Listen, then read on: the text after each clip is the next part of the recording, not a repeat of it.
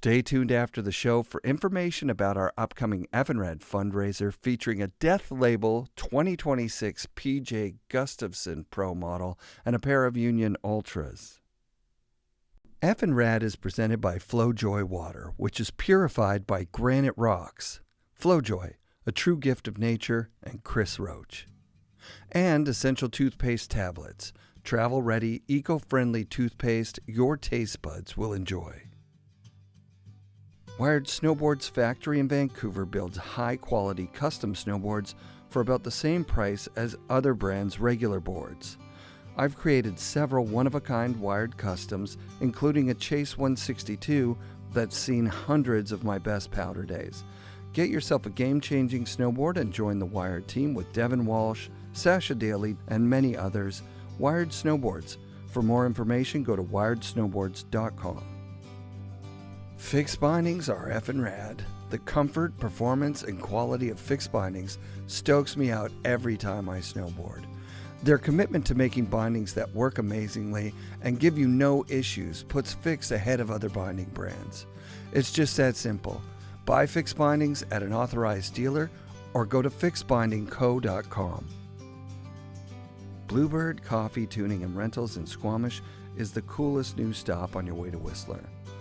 Bluebird offers quality board tunes using state-of-the-art equipment, premium rentals for every level of rider with demos of Burton step-ons, and award-winning coffee and incredible smoothies. For a blend of expert knowledge, convenience, and lots of charm, stop by Bluebird in Squamish and get your board tuned at the newest mandatory stop on your way to Whistler. Anon snow goggles enhance and protect your vision with unmatched optical clarity. Anon's Magnatech quick lens change technology allows you to swap lenses with ease. All Anon goggles are engineered to deliver no fog days and pair perfectly with Anon helmets and MFI magnetic face masks. Get yourself the best goggles at an authorized Anon dealer near you. Support also comes from our friends at the Boardroom Snowboard Shop. Check out boardroomshop.com and use code FNRad10 for 10% off regular priced items and FNRad5 for 5% off sale items. 1910, the collaborative artworks of Jamie Lynn and Scof. FNRad20 saves you 20% off at 1910.com. New Greens, the superfood green drink sourced from American farms. Use code FNRAD for 20% off at newgreens.com. I want to thank Kearns Snowboard outerwear, travel bags, and backpacks, Rip Curl's Anti-Series outerwear, and our friends at Mount Seymour, Grouse Mountain, and Cypress Mountain for their support. I've had Sean Kearns on FNRad a lot, and I thought ending Season 10 with him would be cathartic. So I went back and listened to our conversations in chronological order, and it was really interesting. Sean's done a lot of work on himself and continues to grow as a human who cares deeply for those around him.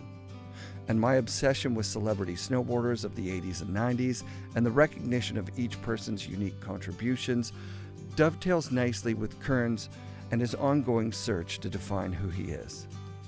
At least that's the story I'm telling myself. I think he's helped me along my own path of self-discovery more than almost anyone. I think he sees me, which is the ultimate human gift, to put your attention on someone who's not you with curiosity and caring. I have a lot of people who care about me in my life. Both my parents are still alive, and both my children too, thankfully. My wife is a gift to my life every day, and slowly but surely I'm coming around to being curious about the person who is me from a place of compassion. Oh, and you guys. What can I say about the support and love I feel from seeing the number of people who download FNRad?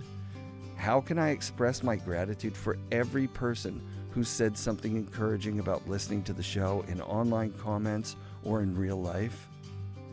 Thank you. From my heart. And I think Sean Kearns has something to say that may be important to some of you out there in listener land. Maybe most of you.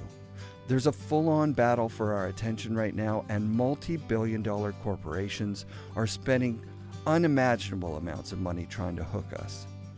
I have to admit they've got me, but not always. Not when I'm really out there in nature, not when I'm snowboarding, not when I'm interviewing and editing FNRad. So the story I'm telling myself is that you're listening because you love snowboarding, and that is self-care. I haven't paid to get into your ears or in front of your eyes. I made FNRad with love for you and for myself. Thanks for tuning in. Yeah, we need to do some talking so that the Okay, yeah. Tell me 1, 2, chunt, 3, 6, 19, 24. 1, 2, 3, 4, 5, 6, 7, 8, 9, 10, 11, 12, 13, 14, 15, 16, 17. Dialed. Mm-hmm. Let me do one more check on social media for questions, because I put out a call today. I think I got 10 questions. Oh, sweet. And then Danny sent one in. Still waiting to hear from Jim. Oh, Jim. Give me a Yeah, break. no problem. Mm-hmm. Flojoy, I like it. Oh, yeah. Dude. It's Chris Roach, Ryder Roach, his son, who inherited his style, by the way. Yeah. So Ryder rides like his dad and rips.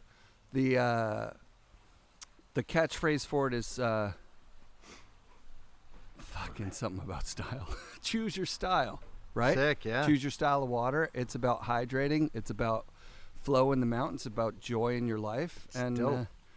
And they support the Revert Foundation, which is Roach is intimately tied with those guys. Gets kids out on the hill. Sick. Families that can't afford to send their kids up snowboarding, Sick. and skiing. He's intimately involved with that too. But this is so Mark Kowalchuk did the art for this, the tree guy. Yeah. Which is we'll have to have Chris on the show to talk about it. Yeah, and it's doing really, really well. Actually, it's doing well across the Grass Valley where they're from. That's a positive vibe, dude. He's got a big RV that he drives around and delivers water to all these independent stores for now. The mystical Chris Roach. Dude, and that in itself, what you're saying is good style. Like, yes. Like, that's good style. You're helping people. Cool. Yeah. He gets it, man. Sounds like it. More than anyone I ever really met. Watching him ride with Ryder. Mm-hmm. And I'm not the kind of dad where I don't think my kid would ever say the words, my dad doesn't let me, I'm not allowed to, anything, right? Mm-hmm. Like if my kid's like, what do you think about Coke? I'm like, it's not good for me, but if you want to try it, I'll get you some that's clean. We'll get it tested and you can try it out. It's like 50 coffees. Mm-hmm. And Coke, I'd say don't. Yes, good. Yeah, no, we're different. We'd be different parents, I think, you and I, right? Well, but this is about a story about Chris. Like Ryder Roach was like, my dad's not letting me get my license yet. You know what I mean? I'm like, that wasn't a fucking option for my parents. I had my license when I was 16 and a day. My full license. So his dad's actually engaged in his life, though. That's a big difference. And the raddest thing about it too was that also one of the things that Chris Roach appeared to not let his kid do is ride with wax style. Like, so if his kid did something, a nose bonk with a Tindy grab, he's like, grab right on that tail, kid, or don't grab it. If you don't have enough time in the air to grab, don't fucking grab it. That's funny, dude. Yeah. Okay, let's go. What? Okay, so here's if with your permission, I'm going to ask you 10 questions from listeners around the world. Okay. And wherever the conversation goes, I have one story I want to squeak in there that I started this morning about one of the nicest moments of my life that I had with my mom in the last year, which is sick. Okay, well, hold on. The thing I want to talk, the only thing I want to say something about is this swear jar first. Okay, yeah, to explain the swear jar. So I noticed in the last interview I swore like a lot, and I'm like, holy, I didn't even, and I know I can get in those spots, and I don't even know I'm doing it, and I don't want to do that. And what I've learned is that the reason I swear like that is because I think I'm scared. I think that's what it is when I'm saying F every second word. It's like a subconscious way to keep other people on guard. And I don't want to be scared, and I don't want to be saying F every second word. I do like it when it's called for. But any time that I swear, I've got money to throw in this jar, and we're going to pull some Pavlov dog stuff. See, I almost said it's close. We're gonna pull some Pavlov dog stuff, and we'll see how that goes. All right. I'm not going to be very good at catching the swears. Catch it. We'll know. But we'll and see you how much call it them tweaks swears? me. You know the funny part is I'll probably like not be able to talk, and it's like Well, wait a minute. If I can't use the primer, I can't really. Yeah. Okay. Anyway. I love whatever. it. I love it. Cool. Yeah, it's cool that you're recognizing that as a strategy that you've used that you want to eliminate. I fucking just down don't. for that. All it is just an unconscious. I guess I just. It's use an it. unconscious I'm not pattern throwing that it. I have, and I want to break it. So Killer. we'll try Pavlov dog method. Dude, I would love it if we got to that story that you told me this morning about JP and all that. And I'll just tease it here to say it out loud because hanging out with you is one of the pinnacle experiences of my life. Whether it's in a group at the Haven, whether it's on a fucking bus, whether it's in a park. We've never been on a bus together or at a park together. Actually, we have the park. But the conversations I have with you have led to big changes in my life. And not the smallest of them being that the things that I hold in my mind about other people, I had never been told before that those are just things you hold in your mind. They're not real. Because I tell myself they're real. And I tell myself Sean Kearns is this. And getting to know you, more importantly, getting to be curious about the person that you are has been a fucking unlock to something really important in my life. That's, as those things, as it came in, a lot of opportunities opened up for me to have some real healing in my life, which, whatever. Cool. I got to change my life into something that I enjoy a lot more now. I am now back to what I was when I was a kid, when all I wanted was to be alive. That's all I wanted. I just wanted to wake up in the morning. I didn't even want to go to bed. I wanted to stay up all night and just be alive all day, every day. And I had forgotten what that even would feel like. And I've had it for a couple of years, and I am bragging about it because it's fucking cool. It is cool. And I'm swearing like crazy, so there must be something behind the scenes. Whatever. Okay, so I think we got a couple of formalities out of the way there, and I'll go to the first question if you're cool with that. Yeah, so people, I think I asked you originally, just like I would love for some people to ask some questions, and mostly it's not like I'm some prophet who can give the answers. It's more like I'd like to know what some people, if they could hear something they'd want to ask, then why not? Super sick. Instead of me being like, this is what I think you should hear. Because Anyway, okay, so, cool. So what happened for me when you said that, I was like, great idea. And I tucked it away in my mind. And then I was having a hard time with it because I'm like, when do I ask people, right? Like when do you invite people to a party? I grew up without some of the social guidelines of what traditional parenting is designed to give people. It's a nice way of saying my mom had mental wellness issues, and because of that, I've struggled with certain things. Like a party, I've never thrown one. I don't know when to invite people. I don't really want them in my messy shit, because when people see my messy shit, I feel judged and I feel embarrassed. So I didn't know when to ask. But this morning, I just Googled Whiskey 2 Kearns part, clipped it up, put it up there with the Ask Kearns Anything, and got some great engagement. The first hour or so, 1,000 people watched the video.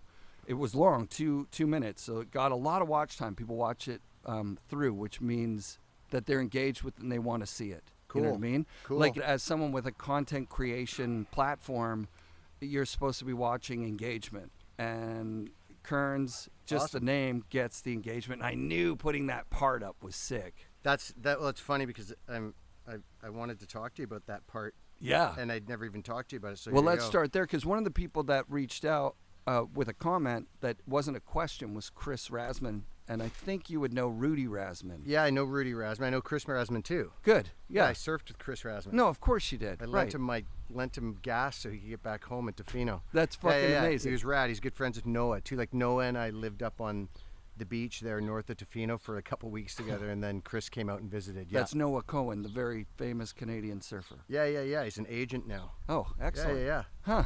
What a neat thing. He knows you. You were an agent. Now he's an agent. Yeah, isn't that funny? Yeah, that's the way that works sometimes, I guess, eh? Yeah. So Rasman just said, sick song. I should quote him, but I'm not going to say it. He said, the Comfortably Numb live thumbs up or whatever. Yeah. I'm making him sound lame. He said something cool because he's a cool dude.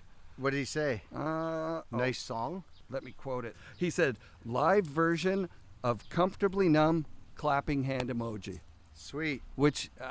So then I wrote, and this is just going to lead you into what you just said, or what you wanted to talk about. Rumor has it they were trying to make fun of his move away from tricks by showing just turns, but it backfired when they set it to Pink Floyd and created one of the earliest Whistler backcountry soul riding parts. Sick. That's exactly what it is. I put 3 nickels in for your 3 F-bombs. Mine? Yeah. You need more money than that. No, we're good. I just wanted to bring it to your attention. Thanks. So. Yes. Anyway, no, that's sick. So rumor has it. So there kind of is a question there, right? That's a question from me. Yeah. That's from me, because I'm like, I remember you telling me the story of Beat Stein, who shot it, and of the intention behind giving you a barely in the air powder turn part. But then when I'm looking at it, I'm going, hey, man boys, Whistler Backcountry, the big thing that they've got going is their cinematography is dead on. Uh-huh. And that part, cinematography, dead on. Dead on. Yeah, Dead like, on. Well, you want me to talk about that Please. part? Why is the cinematography so good? Let's start there. I'll tell you about the whole thing. Like Please. I love this saying. It's like, have you ever noticed all the great stuff that's happened to you? You had nothing to do with it, and all the shit, my fingerprints are all over it.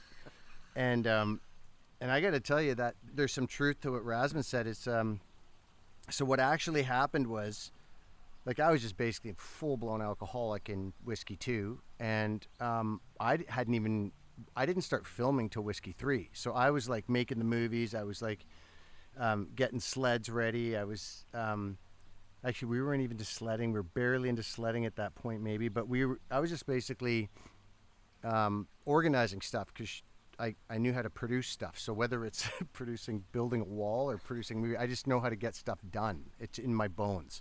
So, and then I needed some footage because I think, Santa Cruz did the artwork, and they also, I think, sponsored the movie, and I didn't have any footage. And the only snowboarding that I'd done that anybody had filmed that was worth anything maybe was that was like, I think, from the year before maybe, or early in the year. And Bayet had filmed. We knew nothing about it. We knew nothing about how the footage looked, whether I got something good. But the guy died on that trip. Do you know that? Oof. In Blem's book, he talks about Brian Savard and Alex Warburton being there, and a guy died. Well, there's actually some stuff in that, in the recall of what Blem wrote about it is incorrect to my memory. To your memory. It's not a bag on it because his books and his research, like I've read all his books because of the Craig Kelly one. Yes. So it's not a slag on him. None. There's just, I had a different experience. And and it's not good or bad or right or wrong, but so basically that guide did what we started riding, and Alex, and it was me, Alex Warburton, Brian Savard, and the way I remember it is he started us off really slow, like really just wanted to check us out, see if we listened. Like, he was good guide, really good guide. And then he basically saw that we actually respected him, and we weren't being clowns and idiots, and we paid attention. And so he started taking us to better and better stuff. And I just happened to have some good days of riding, and the snow was good. And I wasn't even really supposed to be on that trip. I think Dano just invited me last minute. So then Bayet filmed, and then... Can I just interject that he's the guy that's top billing producer, director guy for Board with the World, right? Craig Kelly said. He also owns Bella Kulaheli Skiing. Oh, and he I didn't also... know that. So they used to own Adventure Scope. Yes, So Board with the World, him and Jock used to own Adventure Scope. So this is funny. Oof. So I'm like desperate for footage. Yeah. And I just remember, and so Bayet and I have always had a pretty good connection. Jock didn't care much for me. I didn't care for Jock. But Bayet and I always had this, like, deep soul connection.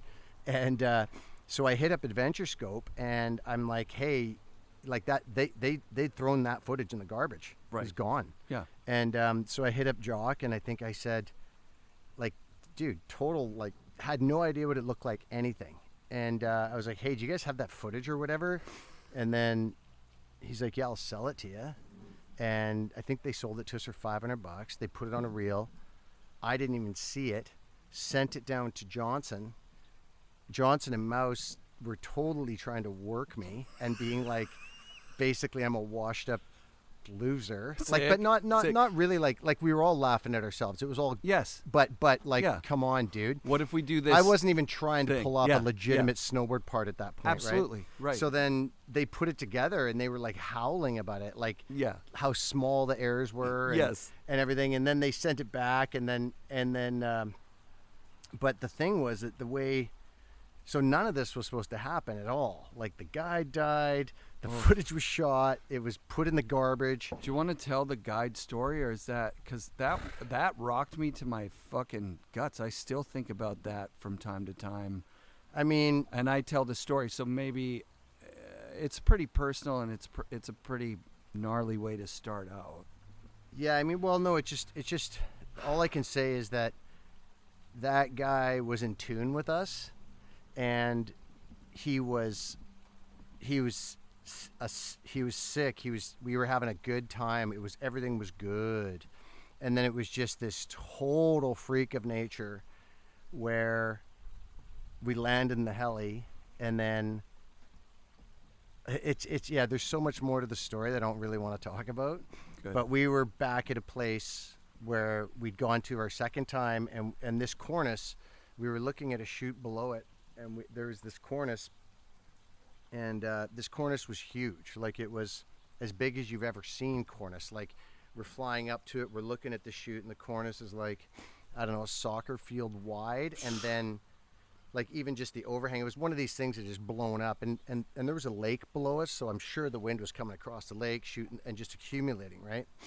And then there was something to do with a tree. Like, we landed the heli, and there was this tree that was sticking up, so I think they figured that on this side of the tree, because they parked way, way back, right? Mm-hmm. And then Bayet and I, the way I have it remembered, Bayet and I went off to the side, and right when we left, and or we took off, and like, oh yeah, because we were going to go around the side to film, or I can't remember. We already had a predetermined path because we'd already been there. Went around, and then apparently as soon as we went, the cornice went, and it was from like basically right where the heli had landed, like very close. He'd only taken a few steps out the passenger side basically, and we were on the other side, and then the world disappeared in front of Alex and everybody, like a soccer field disappeared in front of you. The whole thing went down, and so yeah, that was just like, God, I mean, just that incident alone saved so many lives later for me, because when I was in the backcountry, I learned so much of how badly shit like that can go. I kept so many people away from certain things and stuff, even though like, don't worry about it. It's like, dude, no. Like, extra. This guy was highly skilled beyond I will ever be in the backcountry, and he died. So just that incident alone passed on to me, like, you have no idea what you're fucking doing back here. And so anyway, that's what I got from that. But anyway, so then that happened, and yeah, and that was pretty insane, that whole thing. Like, and something that affected, because that was before, actually that's the first time I saw a sled track out there, and it was like that or that other cat skiing thing, but either way I saw a sled track. I'm like, whatever. So that also, there's so much happened at that time, like holy, we can get back here, like all that. And then this guy dies, which is like, and then the cops come and have to interview us. Meanwhile, I'm most wanted in Whistler, so the cops are like staring at me in this, so gnarly, like the dude's wife is walking up the freaking road. Oh. And like it was hectic. Like, they had to lie to us to when we got to a certain point in the whole thing. They were actually smart. They lied to us and said that that he was okay, because they had to get the other groups out of there without panicking. So they said he's okay. They had to leave us there to go pick us up. So they had to say he's okay. So then when I saw Savard, who's the one who went and found him, Mm-hmm. and I went up to him like, dude, he's okay. And he's like, no, dude, he's not okay. And I'm like, what? So it was just like so confusing and that messy. Savard story to me is just, that guy is a hero of all Oh, heroes. the one so what he happened, just the took- part I haven't because- told yeah, you that, yeah. so this shoot that we deemed Undoable shoot. they, like, so Bayet and I were off to the side, and then you know, and of course this is my memory, right? Yes. Like, and Yep. traumatic experiences and memory. Like, there's a book called Trauma and Memory that every person can read, because it really, your memory is Write just it down, gets so guys. messed with. Trauma and Memory by Peter Levine. It's all about what we remember and what actually happened, or can be very different things. Absolutely. Anyway, and it's just understanding humans. And so, and what happened was, Bate and I were off to the side, and then I think Alex came and was just like, there's been an avalanche, something like that. And then Savard just did this, like, all I saw was Savard do this GS turn at as fast as you can go, and then he pointed it down that chute, like the thing that we probably deemed undoable. He was like, no, and just pointed it. I remember that. I just remember him coming around a big turn, and just I was like, something like, what just happened? Like, so many things, like, now as I'm saying it, so many things just happened that weren't supposed to happen, including him going down that chute, like, whatever. Yeah. And then he went and found him. Yep. And then I actually went to get the helicopter, and then I was up on this peak, and they were out on a lake with another crew. And I was waving, and there's a whole nother story of why I didn't have a radio. And then basically the heli flew up above me, and then I was just like pointing at the direction. They took off, and then they went and saw what was going on. They brought Brian back, I think, but then they said, you need to shut up. We need to get these other people out of here, because they had a whole nother group, and you don't want them panicking, and you have to keep the live alive, right? It's unbelievable. And so then they pulled those guys out, and then they came back and they took us out, and then we're getting interviewed, and then I got the cops walking up to me who want me in jail, basically, because they're trying to kick me out of Whistler. Yep. And I'm like sitting there, and they're like just bummed because they have to actually ask me about this instead of like all this other stuff. They're like, here he is. Yeah, and I'm dying. I'm like, this sucks. This is a terrible thing. No, and I'm like, you know, I very much have that. This is more important than whatever crap we've got between us and whatever. So, Yep. and I really don't know what was really going on in the cops' head, because they were just doing their job too. They had to deal with the wife. They had to deal with people. So it's not like they were bad. They had to deal with the stuff too. Not. Right. So yeah, I mean, that was that, and it was so, like. So was there some part of you that just wanted to forget about that footage, or was it when you called Adventure Scope, you're like, nah, maybe that footage will be all right. I'll just. No, not at all, because I actually have a very positive memory of, his name was Bert, and I have a very positive memory of him and how he was treating us. And, you know, Alex and Savard and Bade are all pretty respectable guys. And like, Absolutely. this guy's, we have our life in this guy's hands, so we respected him. So it was, Yep. I remember it being very much, you know, sometimes you get with guides and you get in helicopters and stuff, and there's like a crunchiness. This was the opposite. It was like flow. It was like he totally trusted us. And anyway, so then, Sean put that footage out, and then actually, so there it is, like this is kind of a bit vulnerable or transparent to say, but I would have been really bummed if I'd done everything I'd done in snowboarding and didn't have that. But I love that footage. I don't mind saying it. I love it. It's not, that's how I snowboarded. And there's one shot in there particular that just like, I'm like, that's how I snowboard. And the cover of Transworld that Mark Morissette got. Yeah, same kind of thing, right? And that's where Maury and me used to ride like that. Like you just do all these wings out. Sick, dude. And so I'm proud of that. I put it up as my story today because I'm saw proud of it. I'm not like arrogant, like, oh, I'm sick. No, it's just no, there was you should be proud of that. And so look at that. Like, it had to be like Bayet, how he filmed. Yes. Because if you'd filmed that, but if Sean Kearns had filmed that powder footage, it would have been a black speck in the middle of a big white screen, and you wouldn't have seen nothing. Meanwhile, Bayet's using an Airflex. I think he had 2 Makita batteries on it to make the motor run faster, because they only went to 40 frames, and that's slower. Like, so so it's all a big accident. And the song. Yeah, and then when the song goes together, it hits these points. Yeah, Sean and them. Yeah. That when I first saw that, I put in my story, okay, these whiskey guys, they put out Whiskey 1, and in my snowboard video critic opinion, it's a piece of shit if you're watching it to see snowboard. Yeah. It's a paradigm shifting movie, but it's from a snowboarding perspective, it's like, fuck, Kevin Young's got one shot that's kind of fuzzy and out of focus, and and he's the best in the world right now. And then Whiskey 2. Depends on who you're talking to. Sure. And this is just my opinion. Then okay. Whiskey 2, I'm telling people, these guys wanted to show that they actually fucking snowboard like the best in the world, and I'm thinking about your part. That's what I'm talking about. I'm like, this is well, like that was Whiskey 2, right? that was And Whiskey then- 2. That's what I'm saying. I'm saying Whiskey 2 to me became this, like, look, we know we didn't put enough snowboarding in the first one. We're going to do snowboarding that's killer and the stunts that are fucking Yeah, hilarious. so that's what actually I not what happened. What actually happened was we fluked out and got some footage. And it wasn't fluke. I mean, so many things happened there that I'm just like, I would be some kind of an asshole to think that something bigger than me is not taking care of me, because I can tell you this, I shouldn't be alive. Like, out of anybody who knows that, I should not be alive. Like like it's not doable. So there's just like, you know, I'm not going to go God on you, but I'm just going to go, okay, look, I refuse to just be an asshole and go, wow, the best things that have happened to me, something's taken care of me. And I've been very fortunate, and I'm not going to sit there and piss on that, because same with my mother moving to North Vancouver and moving above Sealand. Sealand saved my life. How did that happen? What happened if I hadn't have found that?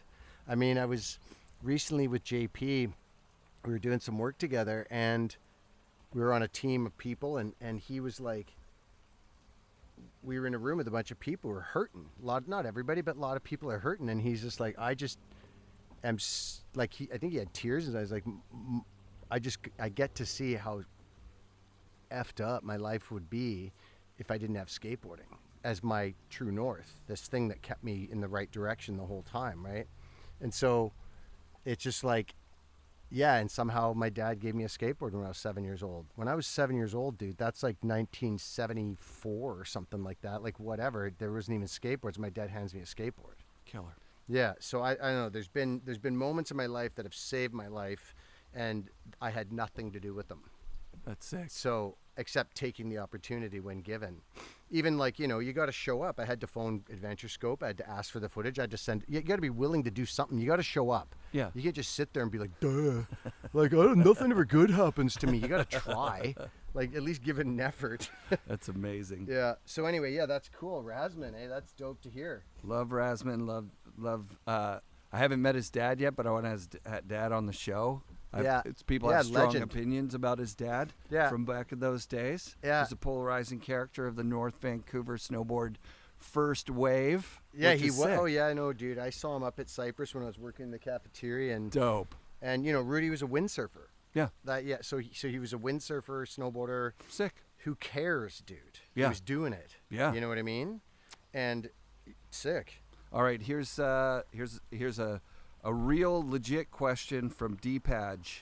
How can the joy and quote flow state, insert hippie voice, I experience in snowboarding, where I feel completely immersed and free, be applied as a tool to break patterns of self-sabotage and improve my mental well-being? Great question. Thanks, Deepage. Dude, that's a good question, man. Did he say joy? Flow state. Flow state. He didn't say joy. No, he did. How can the joy Yeah. and flow state? That's funny. So incredible. I think I was supposed to say almost it. everything that Flow we're state. talking about, I thought about today or last night. So this is like, how do you turn the word joy? Because ultimately, how do you turn that into, say it again at the end there? What's the question? How can the joy and flow state I experience in snowboarding, where I feel completely immersed and free, be applied as a tool to break patterns of self-sabotage and improve my mental well-being? Sweet. So in my opinion, the first thing is I've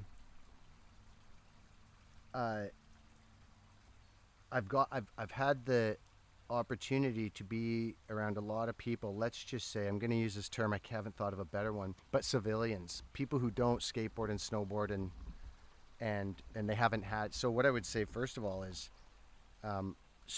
first of all, be so grateful, because so many people don't even know what joy feels like in their bodies. So you've already got the feeling. You know the feeling. You know you have this true north of like how. Not how, you don't want to feel like that all the time, because then you wouldn't know it. But how do you use it as a true north? Well, you know what feeling joy, because that's what it is. It's like, call it somatic or whatever, but no, it's like you're putting it all together, your brain, your body, the feeling, the inertia, the movement, all that, connection with your friends, all that, so you know what feels good. Therefore, you would know what doesn't feel good. So trust your body. You've already got this thing. So here's one.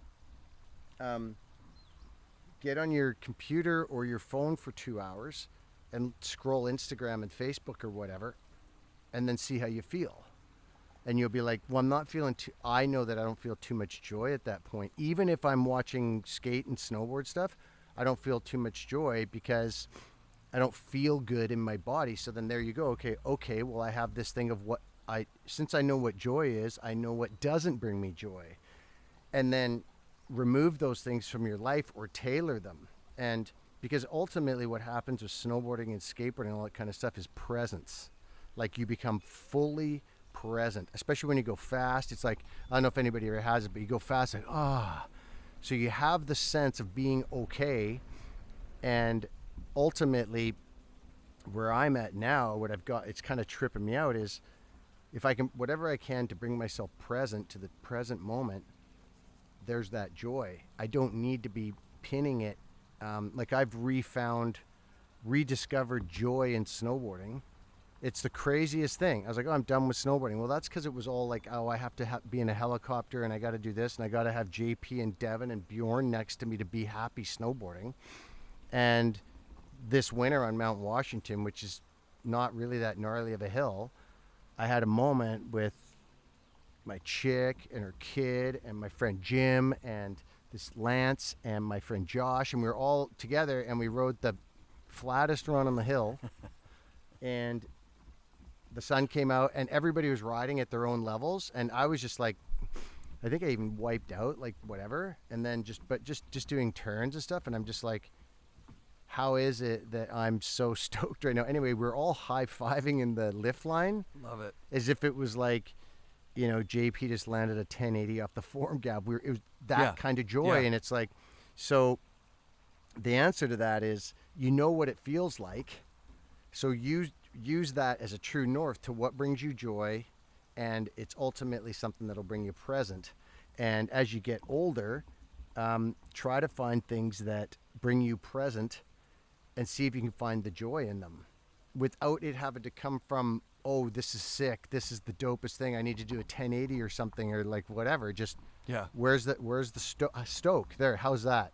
Sure. Where's a stoke? And it's like that would be my answer to that, is you basically get on your knees and thank whoever that you've had that, because so many people have never. And the most stuffed emotion that I've seen over years, I've been doing this stuff, like working at places and with people longer than I snowboarded. Like, I mean, I've snowboarded the whole time, but I've been doing this, like immersed in it. And the number one emotion that is stuffed is joy. Nice. I find people who are like 50, 60 years old and they don't even allow themselves to have joy because our culture doesn't really value it. It's like, no, man, like, what do you mean joy? No, you can't be happy. You're supposed to be miserable. How can you be happy when all this negative shit happening in the world? You're supposed to be miserable. No, I'm not. I don't think you're really doing anybody any good if you're just being miserable. So right. Yeah, I noticed because I quit my job, and my goal was for it to be the weekend all the time. And that was my first thing. Yeah. And then I realized fairly quickly that you don't get a weekend if you didn't work all week. Mm-hmm. Right? Like, so my joy being the weekend was juxtaposed to a deliberate not joy, which is my work week, in order for me to feel happy. Mm-hmm. But then I'm not happy on the weekends if I have to work because I'm thinking, fuck, I got to work on Monday. Yeah. You know what I mean? There's a swear jar one. That's okay. Here, hold on. We'll give you a nickel. So that's interesting, because if you know what joy feels like, stoke. Yes. So look for the joy. Look for it. And you know what it feels like. So for me, I had to create tangible results in my life to have joy. So that's why I went back and building rammed earth homes and stuff. And I was doing all this stuff because I'm like, that brings me joy. Like, at the end of the day, Like I built those planter boxes over there. Yes. I can see that brings me joy. Doing a thing. You know, it doesn't bring me joy staring at my phone instead of building those planter boxes. This is with my own life, my most important. So I didn't spend a lot of time worrying about me and my thing, but when my kids were born, I remember holding my son in my hands. Mm-hmm. The moment before he took his first breath, he was underwater, and I'm looking at his face, and I'm like, I got you, bro. Like, I got you. And I mean it. Yeah. And so one of the things I was frustrated with him was he wanted to play video games all the time. Well, then I heard a podcast that, you know, Google or somewhere had done a study into the basic needs of human beings. Yeah. And what they need is 3 basic things, according to Google. And that's like a challenge in which you learn and grow. Yeah. And there's feedback that shows you're getting better. Mm-hmm. And autonomy in that to be who you want to be in that, right? Like, so that's how they build video games that are addictive. Yeah. So when my son comes home from school, where he's not allowed to go to the bathroom without holding his hand up, and then after school he's in after school care where he can't go over there without asking this person. Mm-hmm. He's basically on complete lockdown. Yeah. He's not allowed to be who he wants to be. He gets home. Oh, and connection. Sorry. So the 3 things are a challenge with clearly feedback. Yeah. And whoever you want to be. Uh-huh. And connection. Yeah. So he gets home. He plugs in with his friends and his cousin. He puts on the skin of his character of now he's a bunny with bunny ears and he's a girl with, you know, whatever. He's whoever he wants to be online. And his skill level, when he's up there with those guys, people are like impressed. Oh, send Bowen into the thing. He's a better shot than us. You know what I mean? Yeah. So he's getting everything he wants out of life from this video game.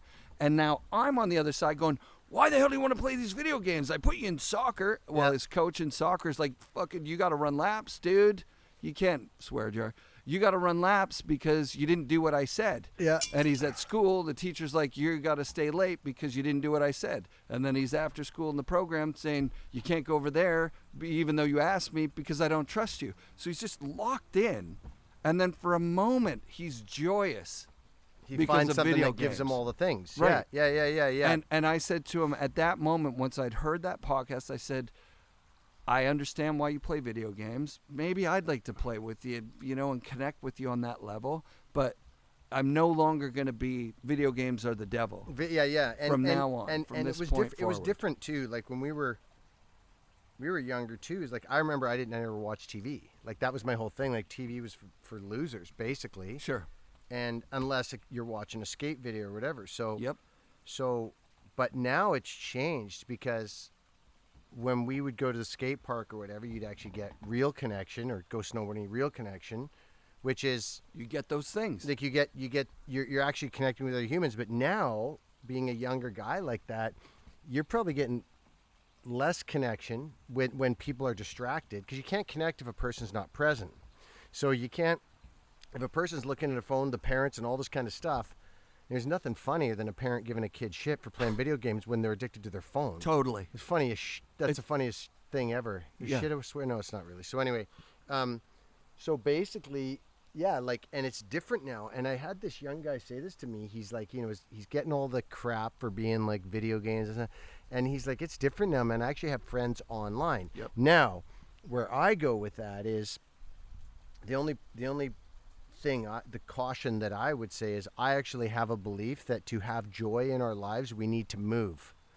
Our bodies, muscles need to move. Like there's this, one of the biggest breakthroughs is that in science is they've shown that muscles excrete, is that right? Yeah. Chemicals, like when your muscles are worked, they excrete chemicals that basically are like a built-in pharmacy. They, you know, it's the things that basically can make you feel joy. So you go do a workout, you feel really good after. That's why you sleep well at night. It's why you sleep well. So you go ride a bike and your biggest muscles, your thighs, are getting worked, and that's just pumping blood and all these natural chemicals and all that.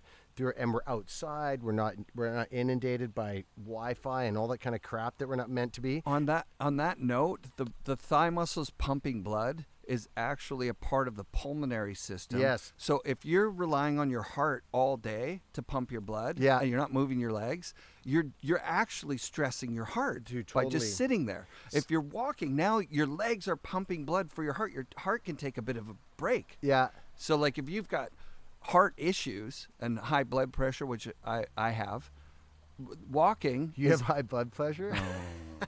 Don't get me started. Dan will probably save my life. Don't get me started. Yeah.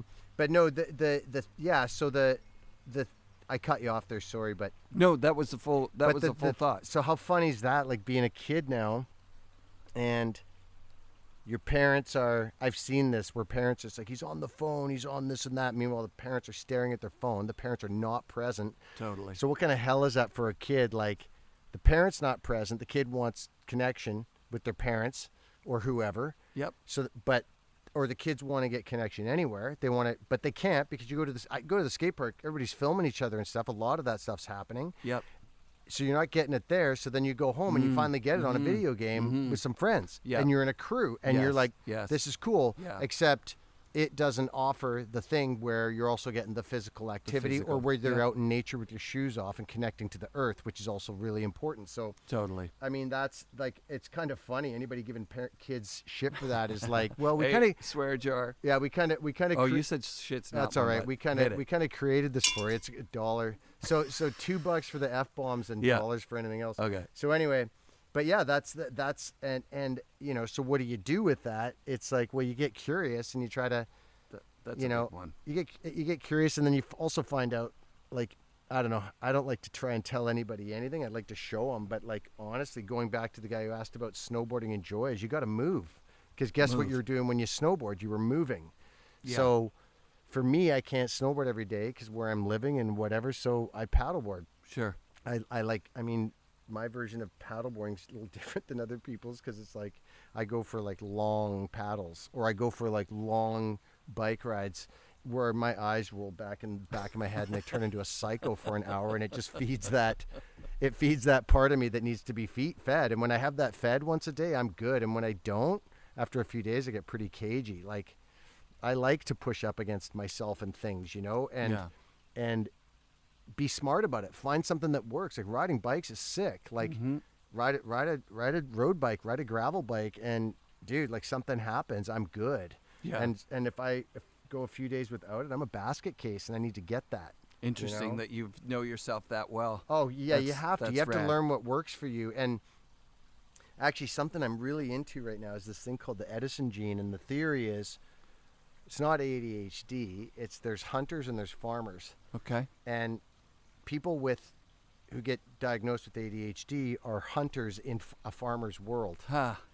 And every single entrepreneur in the world could be diagnosed with ADHD. Right.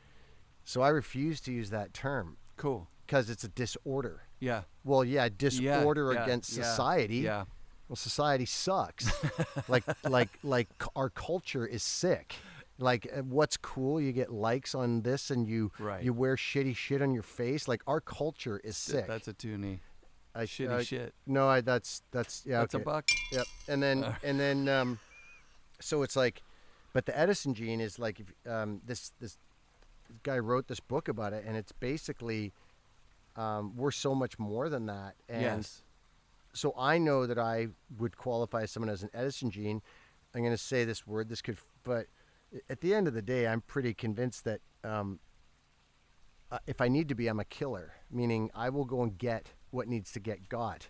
Yep. If my life's in, or my friends, family, like, I'll work, I'll push through, I'll whatever. So I could be diagnosed with ADHD, or I'm just have this part of me that is kind of gnarly, and it can turn all emotion off, and it can just go get. Yep. I'm a hunter. If I was born in a village, I would have been the guy killing the animals, probably. So really cool to go, hey, I know I have this. Mm-hmm. And I know if I don't move, especially first thing in the morning, I get going. If I don't do that, I don't do so well, because that part of me, the hunter, needs to go, hey, dude, we're good. We're solid.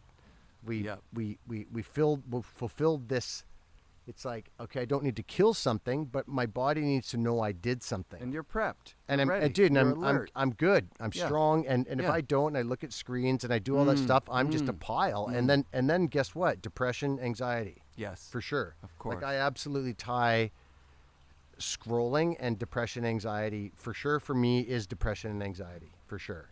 So that's something that I the think Edison gene's a brilliant. And there's a book Who's here. that by? Tom Hartman. Tom Hartman, but there's also one in here. This one's ADHD and the Edison gene, a drug-free approach to managing unique qualities of your children. Well, dude, what this guy says in this Very book cool. is our culture is sick, and we're indoctrinating our kids, and then Yep. people are telling them that there's something wrong with them. Yeah. And thank God we found skateboarding and snowboarding to go, actually, there's nothing wrong with me. You're actually jacked. So yeah, dude. Nate Fitz, this is question number 2. And Damn. and I don't love like stopping the conversation to do this, but I think you knocked that one out of the park. Well, that one and took I a think it long went- time too. No, but it was good. I'll It try was and be more succinct. Yeah, some of these are going to be easier to answer. Nate Fitz says, "I'm interested in his time with Paul Chek. Does he still practice a lot of stuff he picked up from Paul? What stuck? What he still uses today? How it helped his skate/snowboarding? Any good Paul stories? He's a pretty eccentric dude. The earlier podcast done with Sean and a Danny Way 9 Club podcast got me interested in the Czech stuff. Currently doing my Czech level 1. Ah, dope, dude. Yeah, saved my life. Like, God, I'll start crying. Like, that was so hard, dude. Like, that time in my life was, like, I had this back pain. I had this back situation, and nothing that Western medicine could do pulled me out of it. And I think I talked about it in the last podcast about how he called me a sellout. Did I say that? I think we talked about the one didn't get out there. So Okay. good. So anyway, basically, I worked with Paul, and so the question is, do I still? Yes.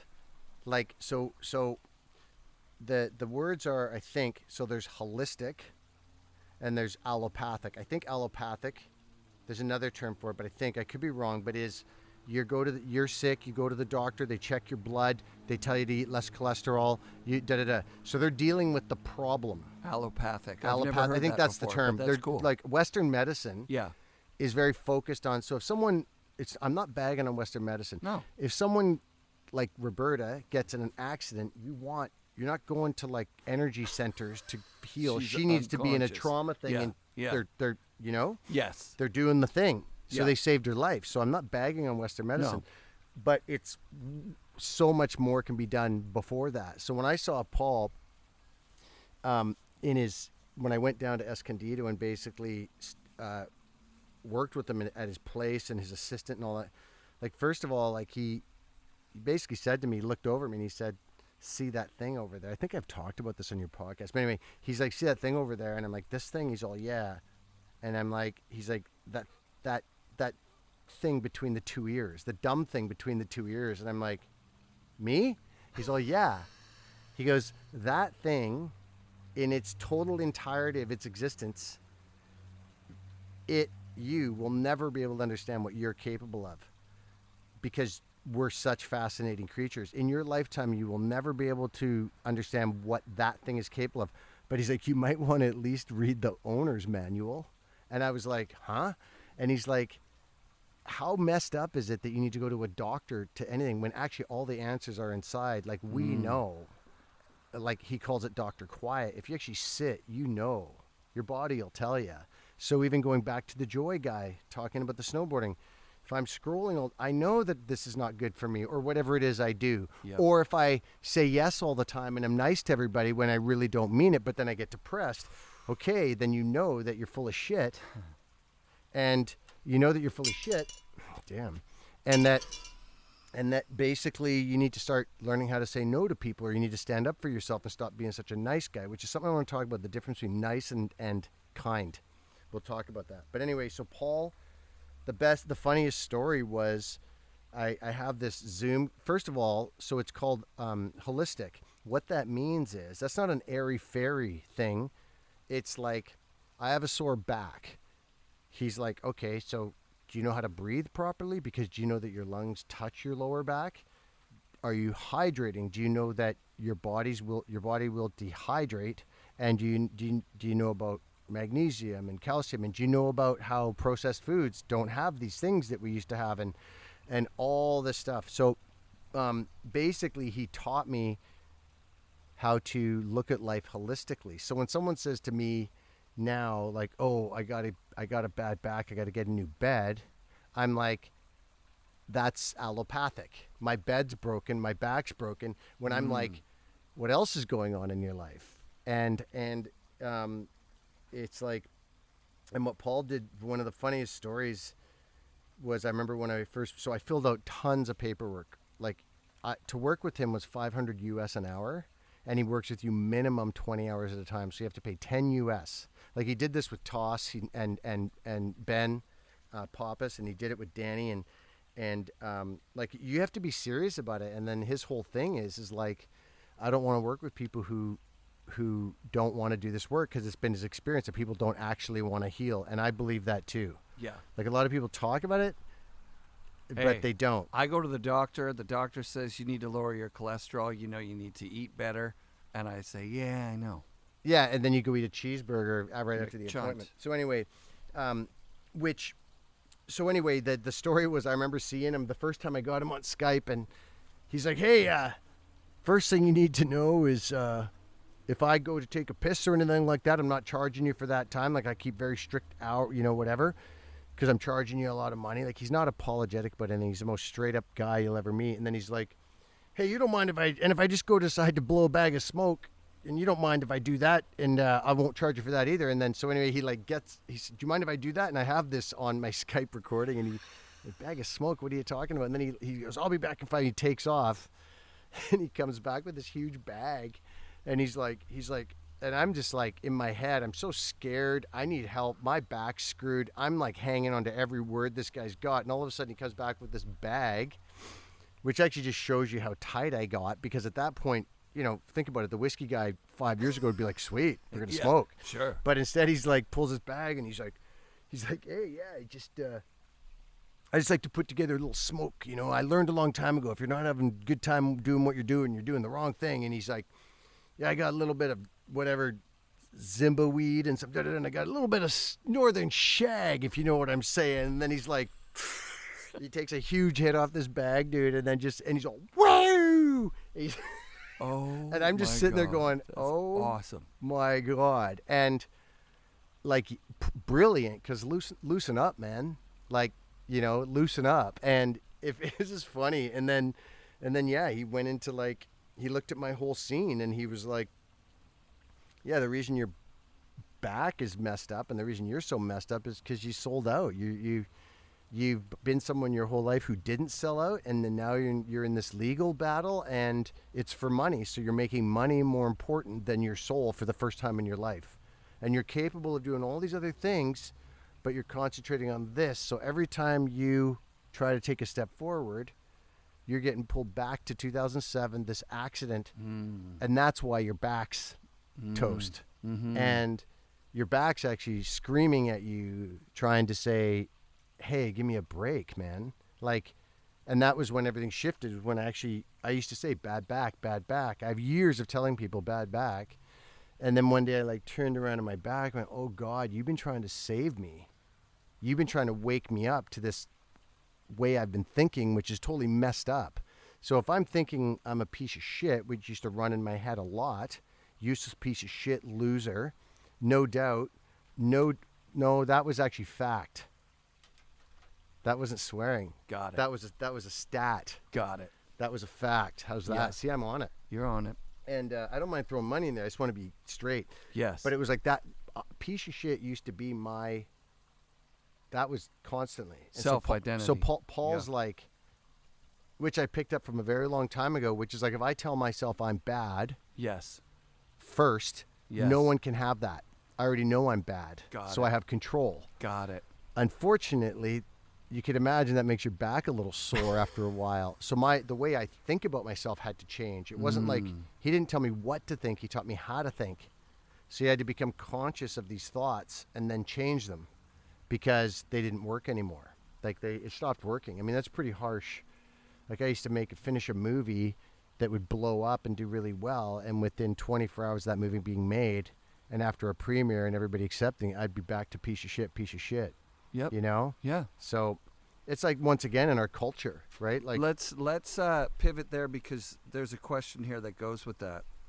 So yes, Paul Chek, like, and something I would say about, though, there's something that Paul Chek, that I didn't relate to Paul Chek around, was I would never want to see Paul Chek snowboard or skateboard. Huh. And there's a part that he will never get. Right. About that. He creates joy in his body in a different way. Sure. And this is not a slag on Paul. Not at all. No. But he's also never skateboarded. He's also never dropped in on vert. He's also never done a backside air.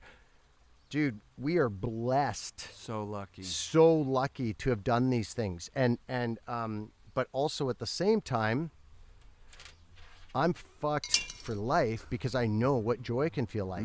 So my curse is to get back to that. Yeah. Yes. Right? Yes. And I can get that as I get older. I can get that with less physical things. Totally. Like yeah, it doesn't need to be this high octane whatever, but I don't need to see Paul Chek doing a backside air. So, Chris Ludwig, do you happen to remember where you woke up in the morning after the premiere of Whiskey 2 in Calgary? No. I'm sorry I'm laughing, but that's and that speaks volumes, right? Like that's what the question is about. He obviously does. Maybe I'll put you in touch with him. Yeah, I would love to know. He'll fill in the brownout for you. How's that for just no? So like yeah. I no. Right. And I don't mean to be trite, whatever. No. Just like no. I think that answers the question dead on. And sorry to kind of derail the Paul Chek talk because it's fascinating. It's amazing. And you actually reminded me that one of these coincidences, that's what's going on in my life. So it feels like you're saying your stuff. Mine has nothing to do with you, but it's relevant. So I'm going to say it. I was at Cyprus and I saw what I thought was Mike Olson's board. Yep. It was Dr. I don't know his first name, Olson, Stephen Olson or something. And so I saw the board because Mike Olson the week before had talked about it. It was a certain LibTech board that he rides, and he had the step-on bindings. Yeah. And I was like, cool. That might be Mike Olson at Cyprus. What a weird yeah. thing. Cool. Yeah. Next day I'm at Grouse, same board, leaning up. It says Olson on it. It's written in marker, which is kind of a Mike Olson thing to do. And it's leaning up against the car beside me. I go, that's so weird. I'm seeing this guy's board a second day. And I say to him, you're Olson? He goes, yeah. How'd you know? I'm like, oh, you wrote it on your board there. And I tell him, you know, you have the same board as Mike Olson, the guy who owns the company that makes that board. And he says, that doesn't mean anything to me, or whatever he said. Yeah. I don't remember. That wasn't important. I said, what do you do eventually? And he says, I'm an internist. I'm a doctor that deals with your internal organs. I said, I am 2 weeks into my my blood pressure medication. Uh-huh. And I've got a tickle in my throat that I just found out from my friend his dad had from the same medication. And so now I'm going to be going for the rest of my life. Mm-hmm. And the doctor goes, why you got high blood pressure? I said, because I eat too much salt and lots of sugar. He goes, so what do you think the blood pressure medicine's doing? And I go, well, it's lowering my blood pressure to keep me alive. He goes, no, your organs are raising your blood pressure because you eat all that shit. So now you're going to lower it with medicine, mm-hmm. and your organs are going to take, they're now not going to function like they're trying to save you, dude. Mm-hmm. And what you're doing is saying, oh, sorry, guys, I still want to eat all this junk and just take a pill and have low blood pressure because my doctor says blood pressure being high is a bad thing. Yeah. It's not a bad thing if you're eating tons of crap. Mm-hmm. It's actually a good thing. Your body's trying to help you out. Well, do you want to go at I'll go at a Kearns level on this one if you want. Please. So my guess is you leave you're a pretty smart guy. You've made stuff happen. You have kids. Like, you're smart and you've made things happen. You built business, whatever. And but then you go to a doctor and he says, don't eat this stuff. But then you go chow down. Mm-hmm. So my guess is, because I very much know that pattern in myself, and it's like, well, why would I do this? And it all leads to one thing, and I think this is predominant in our culture and with men. A lot of men is somewhere along the line I learned that I'm bad, that I tell myself that I'm bad. Yes. And that keeps me safe, because if I tell myself I'm bad before anybody else does, I at least have control of that. So if I leave the doctor and I go and eat a bunch of crappy food, I know it's still enforcing the story that I'm bad. And this is what Paul worked with me on. It's like, you've got this inner dialogue going, and I learned this from other places, and it's like, and ultimately it's really scary to let go of that story, because that saved my life. Yes. Like if I make myself bad, I make myself harsher than you. Yes. I told you earlier today, you don't want to back me into a corner. Well, that's because I can be badder than you. Oof. And I don't necessarily like that. Mm-hmm. And it saved my life. Like, I'm willing to go to places a lot of people aren't. If it historically, if you're going to come up, we're going to whatever, I'm going to do something that is you're not even going to think is possible, and you're going to be more scared than I am, because it's going to save me. Absolutely. Quite often it would be very out of balance. Yeah. And people would be like, whoa. And I'd be so left of center because I just thought I was someone, so here's the third or fourth book drop. No More Mr. Nice Guy. Who's the author? Oh, damn it. Should I look it up so that? Yeah, No More Mr. Nice Guy is actually really good book for, I think, men and women, for anybody who's just really nice to everybody. Usually nice people are anything but nice. Dr. Michael Parrish, or no, Dr. Robert Glover. Glover, yeah. So you sent me the link to it. I started to listen to it, and the part that I resonated with, and where I stopped listening, was he said there's, not quite, I listened to a bit more, but anyways, he says there's two types of nice guys. The guys that deem themselves bad, like you just described, I'm that. And the guys who think if they just are perfect, if they could just be good all the time, then they'll get what they need. Yep. Yeah. And so both guys are frustrated. Both are telling themselves they're bad. Absolutely. And absolutely. it's a really he breaks down the whole dynamic from a psychological aspect of the what he says in there is basically, and I'm really interested in this too. I'm really interested in the timing of this is going to sound weird, but back in as humans, I don't think men were supposed to take off and go to work all day long while the boys were raised by the mother at home. Sure. Like, if I was raised by a father, a man, back in the day, I would have been taught how to hunt and fish and all these things, and I'd be in connection with the dude. Can I tell you right here, this is where I got the download from the great universal consciousness of what book I'm writing. And this is it. Because what you just said, when you talk about what Dr. Glover's philosophy is on there, I just had a body felt sensation that, look, if you've got one dad and he's telling you his philosophy, you got one dad, right? Yeah. Then you've got a 1 or a 0. Hate yourself because everything he says is you're wrong. Yep. And I want to be like my dad, but I can't, so I hate myself. Mm-hmm. Or everything he says is right, so I hate myself because I can't do what he says and he doesn't like me. The problem isn't your dad or the absence of. The problem is the absence of the village. Because when you're a kid in a village that's taking care of you, then you spend some time with a fisherman. You spend some time with a skateboarder. Lots of dads. You spend some time with the carpenter. And they argue amongst themselves. They say, Sean's going to be an amazing carpenter. If he comes with me and I teach him how to, he's going to be an amazing carpenter. And the other guy goes, you know what? He's not that good at fishing. And the other guy goes, he'll be the best skateboarder this village has ever seen if we do the skateboarding thing. And the village makes a decision. Big time. And it's not just the men, it's the women and the men. Oh, he'd be the greatest chef or cook or whatever. And I don't want to put that on women.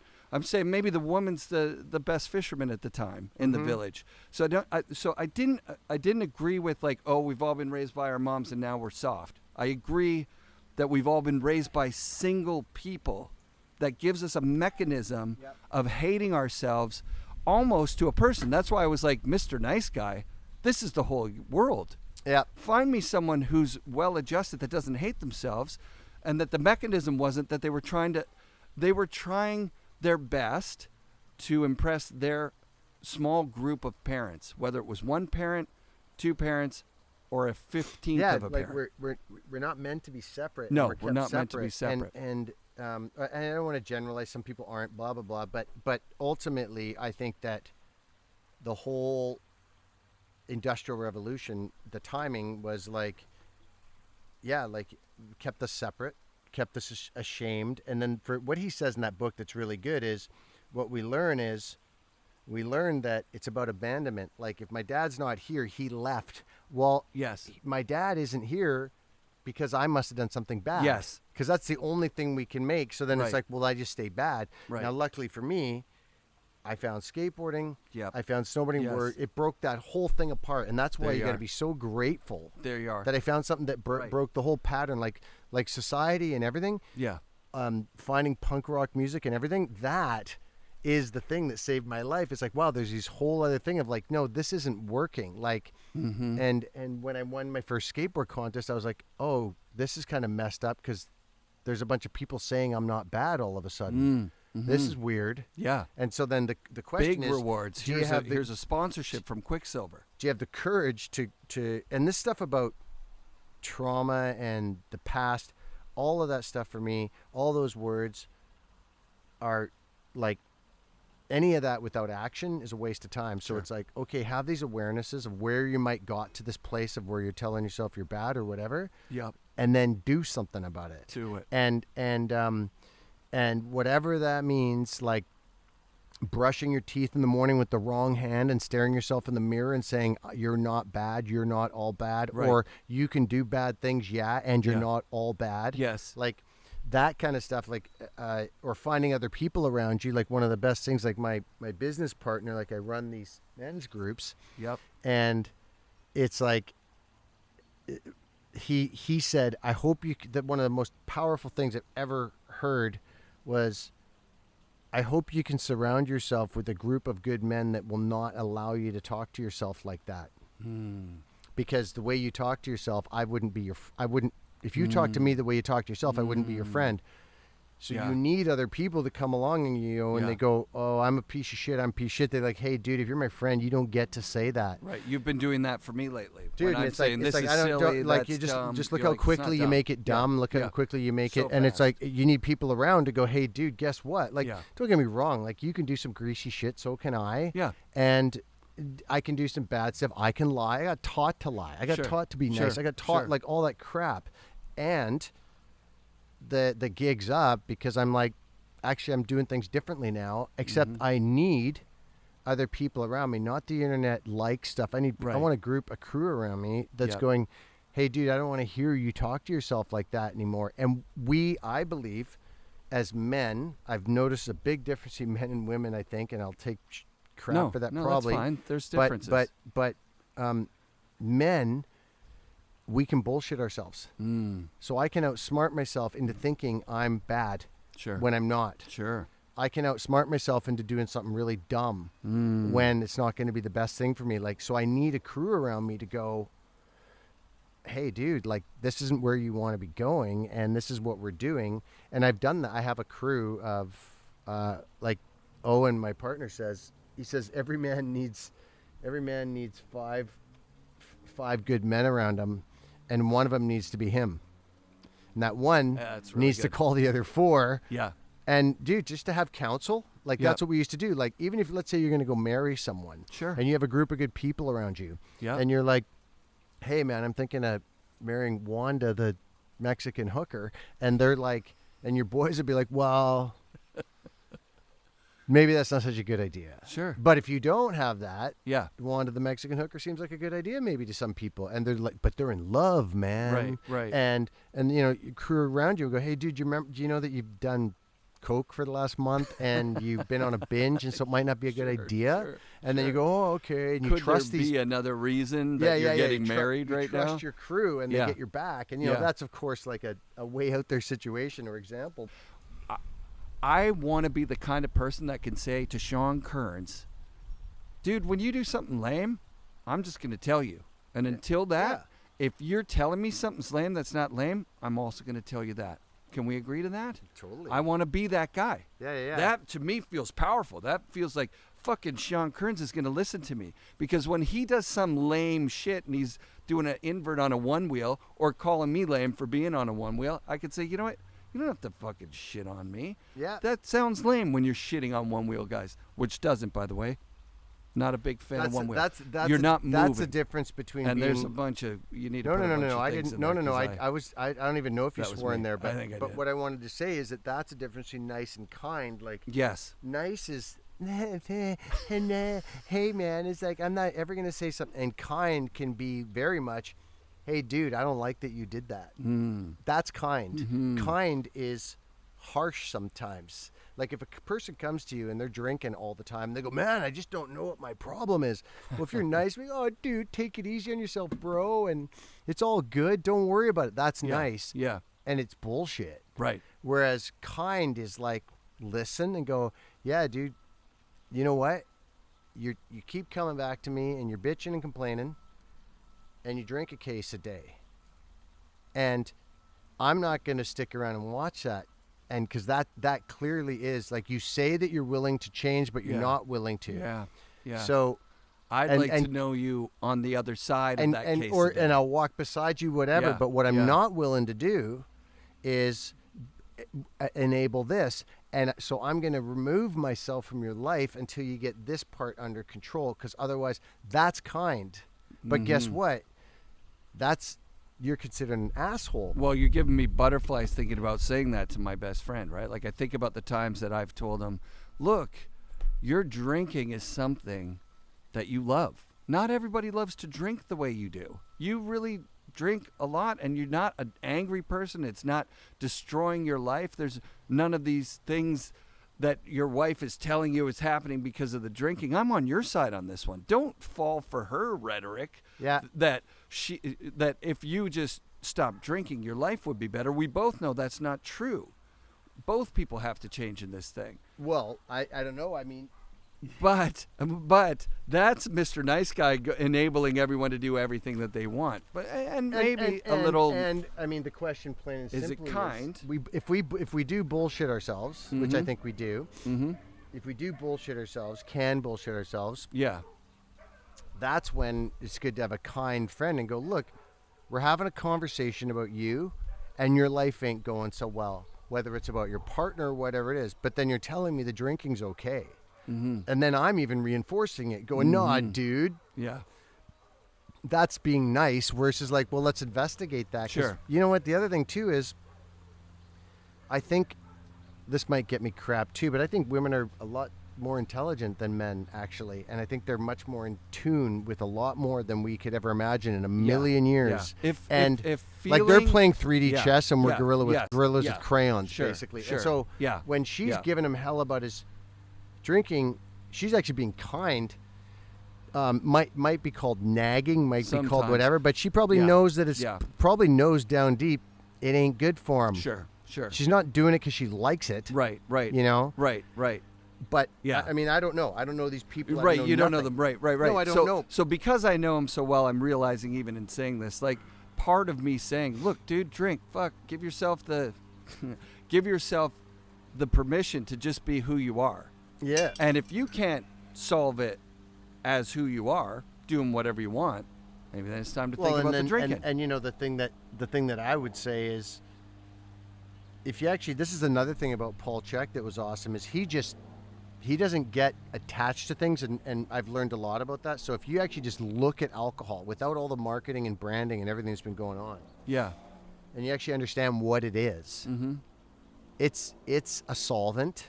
Well, first and foremost, it's recognized as a solvent. That's fine. Yeah. And I'm not against alcohol or anything like that. It's a solvent, and that solvent poured into the human body is, now this, people get a little confused, it's a depressant. Now, it's not a depressant as in like it makes you depressed, which it does eventually, but a depressant is what it does is it calms your nervous system. That's what it does. And there's nothing better than, right? Yeah. Like I'm hyped up. So I've tried every drug, and I got to tell you, there's nothing as reliable as alcohol. And the other thing it's reliable for is I've tried a lot of drugs and tried a lot of substances, and it's also reliable that alcohol makes me feel the worst. Eventually, I've never had any suffering, pain, heartbreak, anything in my life as bad as a hangover, an alcohol hangover. Absolutely. So if you do hard drugs with no alcohol, it's fine. They're actually very easy on your body. It's pretty funny. Absolutely. It's and you throw one beer into that, it dries your brain. Anyway, so the question is, roasted.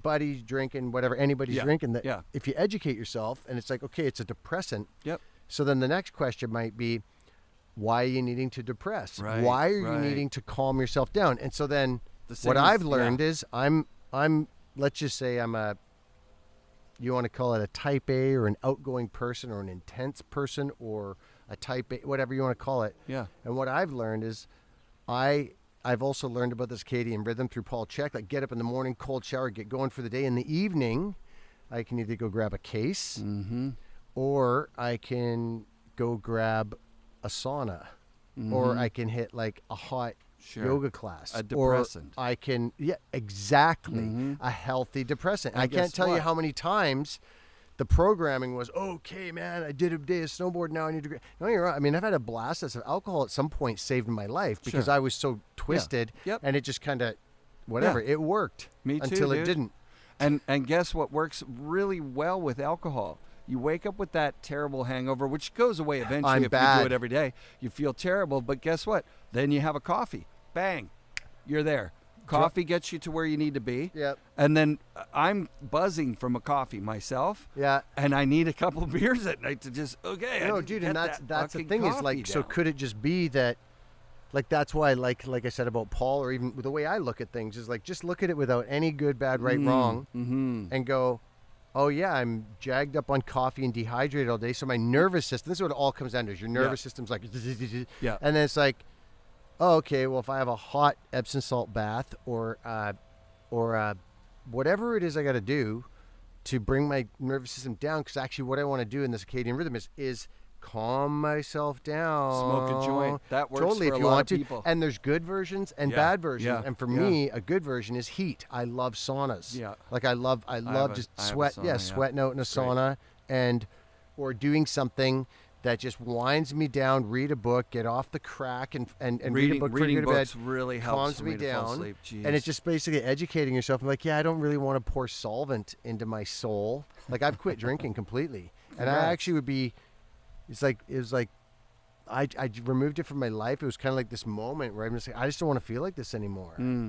And there's relationships in my life that I know that are so important to me that if I drink, I know those relationships could be put at jeopardy. Because when I drink, historically, I turn into an Olympian, bad decision-making moron. So, and I have these other things I cherish, like skateboarding, snowboarding, surfing, people. I'm getting older, my body, all that stuff. So I'm like, I just weigh it up, and I go, no, I don't, no. And I no, I don't want to do it. And I'm not against it. From the things that we've been talking about so far, for me, on enough alcohol, that nice guy just goes like, I'm exhausted. I am not a nice guy. I am going to melt down everything that I care about. My kids. I'll wind up in jail I got to be there for my kids in the morning. I'm in jail. Can't be there. That's the worst. That's the worst. Yeah, don't do that. And it allows me, alcohol allows me to get to that place reliably. And you gotta, my belief is, I believe that if I'm going to remove that depressant, I've got to fill it with something else. That's why a lot of people do really well when they get really healthy. They go, I'm not doing this anymore. They get up drinking, and they found other ways to get whatever it is. So, so for me, at the end of the day.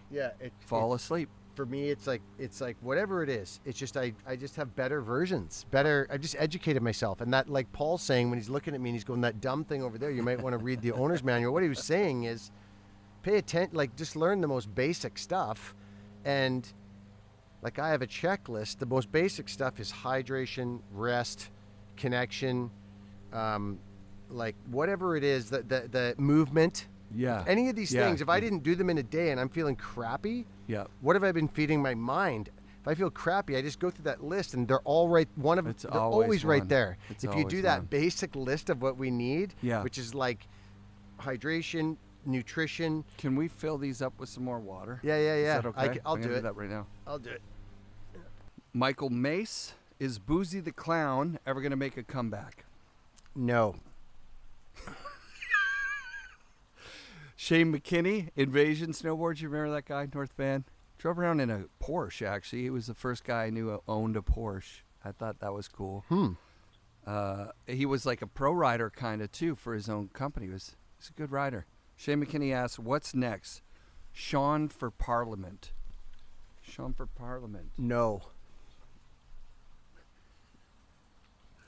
Well, I don't do politics. Like, it's a prostitution ring, at best. So no. Excellent. Unless, of course, I was going to run a prostitution ring, then yes.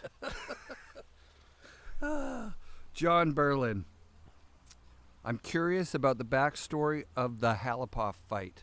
I don't know how much of that you can share. I mean, I think there's no backstory to it. It's just the truth. Like, well, I guess the backstory is, there's bar fight or whatever, and Jimmy got fully kicked in the head from, like, somewhere that, like, but just the thing you don't do. Mm-hmm. So, unfortunately, it was like, you're going to go give the guy the beating in the old school way. Like, if that happens to you, you got to let people know that can't happen. And then it just got put into like, my memory of it is just, we were just so desperate to create footage like that. Although the idea is good, it was actually pretty sad. Like that was so handled that way. And I can, out of all the things, that's one thing I can barely watch. Barely watch. Same. Like it's it's painful for me. Same. And I think Jimmy too, and young and dumb and whatever. Yeah. And it's not like no one makes mistakes. And how about the behind the scenes thing? Did the fight happen and then the skit was of him training was before? Was after the fight had already happened, or was the skit of him training and then he just went straight from training to actually beat the crap out of the guy? I don't know. I'm just going to say I don't know, because that could be premeditated then, couldn't it? Right. So I don't know. Oh, I got you. Yep. Okay. Keating Smith asks, did you have a moment of clarity in your life that changed you into the person you are today? If so, can you describe that experience for us? Funny, man. Yes. So, like basically the moment was like I was doing life a certain way, and then it stopped working, and then I went through a lot of years of doing it the same way, and then but the moment was, well, it's kind of a little bit of a story, but have I talked about heroin on this show before? Never. Okay, so I used to hang out with some pretty interesting people, and one time I was hanging out with this dude. He's like an enforcer for some gang and shit, and anyway, he ended up doing heroin, and he's like, hey,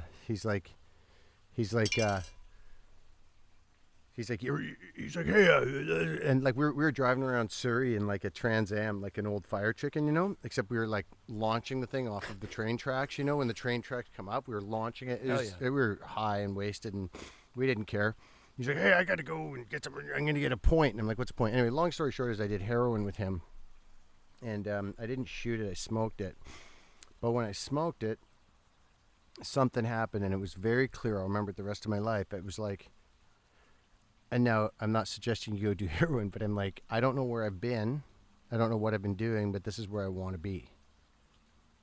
I feel okay right now. And it was just so clear. And then I remember puking a bunch, and then that whole thing around misery likes company. The guy showed up at my house a week later, like, hey, let's do it. Rah, rah, rah. So I did it again. Now, what's really interesting is both times,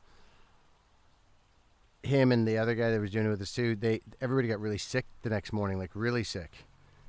And I actually didn't get sick at all. I actually felt better. And we'd been doing tons of drugs and partying, so I should have been hungover anyway. And I remember being crystal clear, and I was like, whoa. And I'm like, that was so profound because I knew how bad a shape I should have been in, but I was actually feeling good. I'm like, okay, there's something else is going on here. So you need to make sure you stop doing this drug like now, because it wasn't that making it shitty that drove me away from it. It was actually that I felt so good after, and I was like, oh, this is something's up. Anyway, the moment, back to the guy's question, was I did this course, and Linda Nichols was leading it, and it was a workshop inside a workshop, and it was a month-long course. And it was when I just basically given up doing it the way I was doing it. I'm like, I have to change, I have to learn, because I'm a mess. Like, when I decided not to kill myself, I decided you got to go after life like you went after skateboarding, because you know how to go after something. Go after life, which means drop everything else and go. And it's not about money, it's not about anything, it's about your life. Make your life the most important. And so I did that course, and it was this workshop called Shadow, and it was basically to pull out the parts of yourself that you aren't aware of, or that you don't even know are there. It's shadow work. It's Carl Jung stuff. It's like to accept yourself, to be the full human being, stuff you might be ashamed of, whatever. Anyway, so in the course, they basically start off the process. It's funny because I've ended up leading that course now, but they start off the process by doing this ceremonial thing where they offer to say into this room something you've never told anybody, or something you're ashamed of, or something that you just whatever. And then basically you act that out for the next 4 days. Wow. So your deepest, darkest secret that nobody knows. And then at the end of the program, like, you fully have integrated this thing into your life. You're looking at it differently. Other people know, so you're seeing in their eyes this thing. And I remember laying there, like, they did this thing in there, and at the end of the program, she did this guided meditation. We're all laying throughout this big room, just with our heads on pillows, and then she did this guided meditation. It's almost like a rebirth, because you've accepted this part of yourself. And I remember laying there, and then she played Amazing Grace, and I was weeping. I was just like bawling and I just had this feeling, and I was like, oh, I know this feeling. Heroin. And I was like, you can get this without the drugs. I actually can be me, all of me on this planet. I can be this person that ultimately, I'll tell you right now, my thing was that I'd never told anybody, is that I was a liar. I was taught to lie from super young. So my whole life I'd lived with this shame that I would just say whatever I needed to say to get people to like me, manipulate every conversation I possibly could. And I was like, okay, this is, and so now my story of myself is, I can lie. And right now I'm not lying, so I'm not a liar. But I can accept that I've done that in the past. And it was just, that was the story, but it was also then to be able to act it out with these people, and to actually, this is why we need each other, to see that I'm not bad, to see that people could still be in relationship with me after I told them this horrible thing that apparently I was going to hell for, according to the church. So it was this moment I was laying there, and I was like, I know this feeling. I want this feeling. I'm not high on anything, and I can get this feeling that I had on heroin. Well, what it was the world I was living in before was not authentic, because I was still hiding and lying and trying to control everything. And finally I went, you mean I can actually be me? Like, actually be me? And there's certain people that will want to hang out with me, because I thought if anybody actually saw who I was, they would leave, of who I really was. So I was always putting on the show, you know? So that was the moment. And it was, January 15th, January 15th, 2012. Congrats. That was the day. I remember it, and it was like, whatever this is, I'm committed. I'm in. This is, I just found Sealand again. Yeah. This is the bowl. And what it was finding a place where people would sit in circle, and then I just started telling the truth into circles constantly. Everything, all the stuff you're not supposed to say, all the stuff I'm not supposed to say, all the stuff that, like, one day I'd be like, I love everybody in this room. The next day I'd be like, I hate everybody in this room. And they're like, thanks for telling us. And I'm like, what? Right. Like, we're not bad for these things. We're not bad for these thoughts. A lot of this stuff's natural. We just have them, you know? You shared that with me. That was my experience. I'd been in a circle not that long before I was in the circle that you helped facilitate. Mm-hmm. And I don't think I've talked about it on the show, what happened at that circle with you. Mm-hmm. But I'll tell you, because I texted you the other day about this, because it was quite profound for me, was that I was in a hurting place for me. And the hurt was coming from the idea that the way I am, nobody's going to love me. Mm-hmm. And it was, I'm going to be honest, even though I'm just going to risk everything here. I might lose the people. You sure did. Yeah. And you went for it. and I did that at that circle. I did that the other day. Now, one of the most powerful things, again, to do with a song. So you gave me, I don't know who chose the song. I tell myself it's you. It doesn't matter. Yeah. It was Linda. Okay. Well, whoever picked the song's a genius. So it doesn't matter that it's Linda. It wouldn't even matter if it was one of the facilitators that I didn't connect with and that I said I hated them. Yep. You know what I mean? Yep.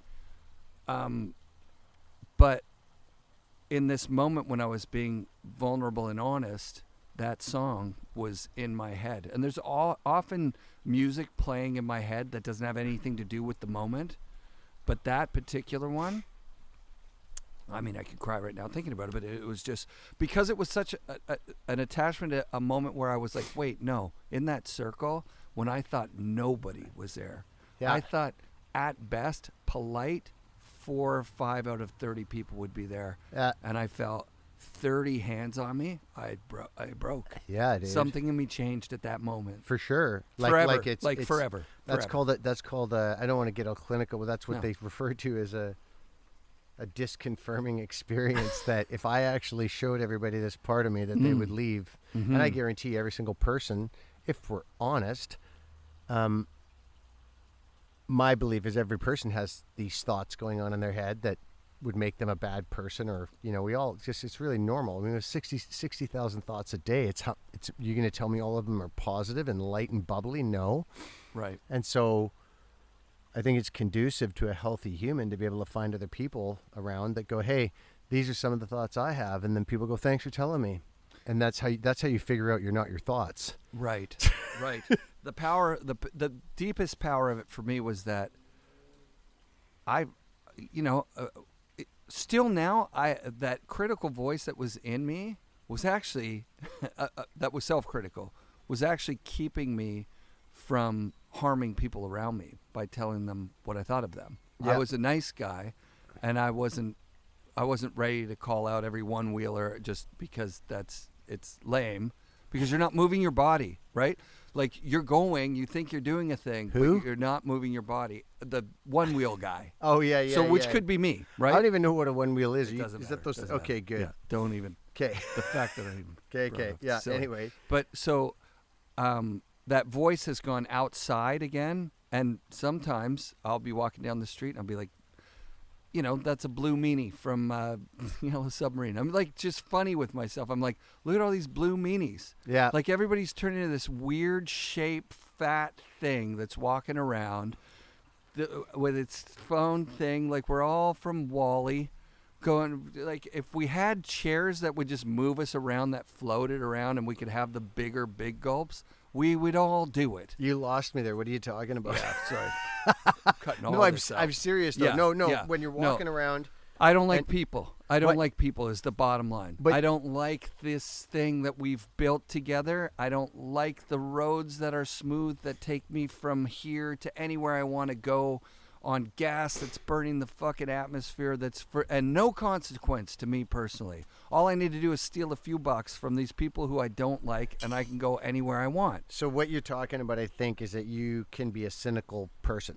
I can cynic like the best cynics out there. But then what I think you discovered is that if you can be cynical to others like that, and I think that part of you probably saved your life. But then you're like that ultimately it keeps you safe, keeps you bad, keeps you from connecting to other people. Correct. Right. So cynic away, young Jedi. But then actually every ounce of your actions are different. You actually want connection. You want to meet people. You Absolutely. actually breaking news, dude. You have a show that goes and talks to other people because you're interested in what.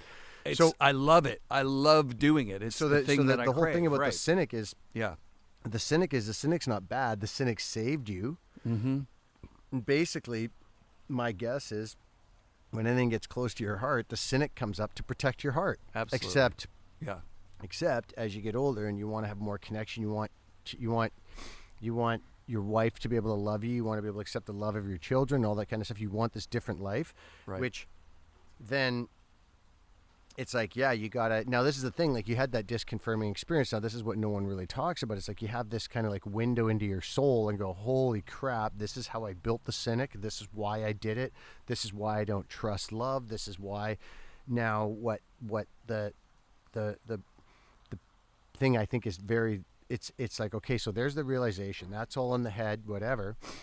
And actually in the body too, because you have the songing, but then you got to go out and make a choice on a daily basis to do it, which is like, okay, you're going to slip, you're going to stumble, you're going to fall. But if I'm all sitting there on my back, bawling my face off, and I want this, well, what this is, I had to start undoing 45 years of doing it the other way. Yep. Which is, actually, I wanted to talk about this quote. So this is from everything I can tell, this is what has happened to me. Okay. So this quote, I wouldn't read to anybody under 40 because I think it's a natural human condition. This is what I've been able to guess so far, to build your ego. And then you get to a certain age, and if you're lucky, you have a window into your soul and go, do I still want to keep doing this like this? So my ego, harsh motherfucker, that you don't get to fuck with, and I will put you in the ground if you try to mess with me, and I'm this hardcore dude, and I'll say whatever I want, and all this whatever, right? Funny as fuck, but anyway. So, and this is it, dude. It's like, this is the quote: thoroughly unprepared, we take the step into the afternoon of life. So for me, it was 40. So thoroughly unprepared, okay?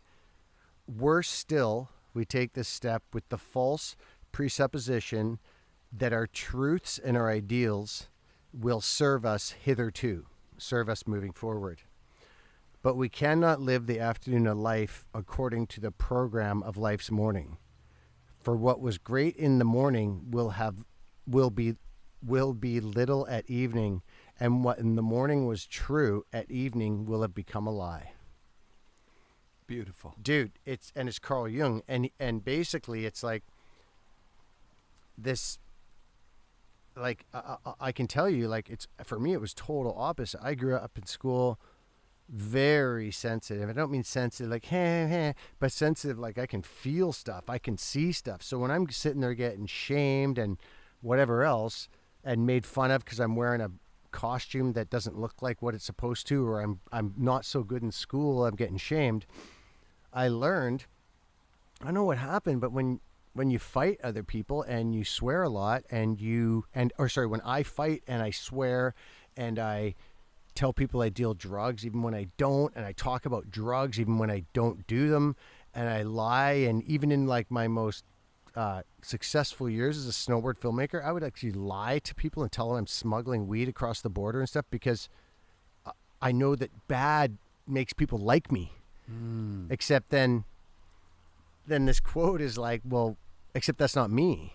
That's not me. It's like, I mean, I like that I can do like harsh stuff. I like that I can push myself, and I've done some pretty crazy stuff. Like, I've done a lot of different things. I've been a lot of different careers, a lot of different things. Like we've pushed ourselves, and so that is part of me.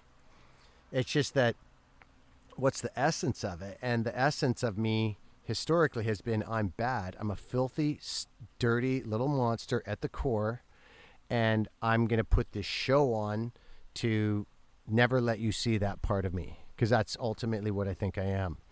And so then it's like I make myself bad. I want control. And then now it's like, do I have the courage to actually go, yeah, I'm not that dude. I don't want to be that dude. And just learn, like, I don't even like going out, dude. Like, I don't even like going out. If you ask me to a dinner party, 4 at most. Anything else is too much for me. 4 people. Yeah. I just talked with my wife about this. So when I was young, incredible. I would just get wasted. Like wasted. Why? To fit into the culture. Totally. I'm supposed to be Zimmer Zam. Yeah. And even Johnson and I, both sure. Johnson, like I worked with him a while ago. We're it's pretty funny, pretty calm, mellow dudes who like the simple things in life, and you wouldn't think that, and so a lot of that was just a reaction, and then one day. It's like, Sean went the AA route and awesome, and I went this other route, and either way, it's both getting back to recovery is all about recovering your soul. So you get back to who you are instead of being this reactive whatever.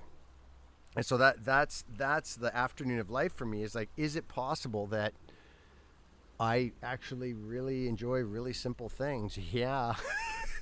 Is it possible that I can skate till the day I die? Yeah, because I've learned how to enjoy cruising on my skateboard, and I don't need to tell the story that I need to be chucking 5s at 56 years old. I can actually just cruise on my skateboard. Sick. And before I needed people to watch, now I don't.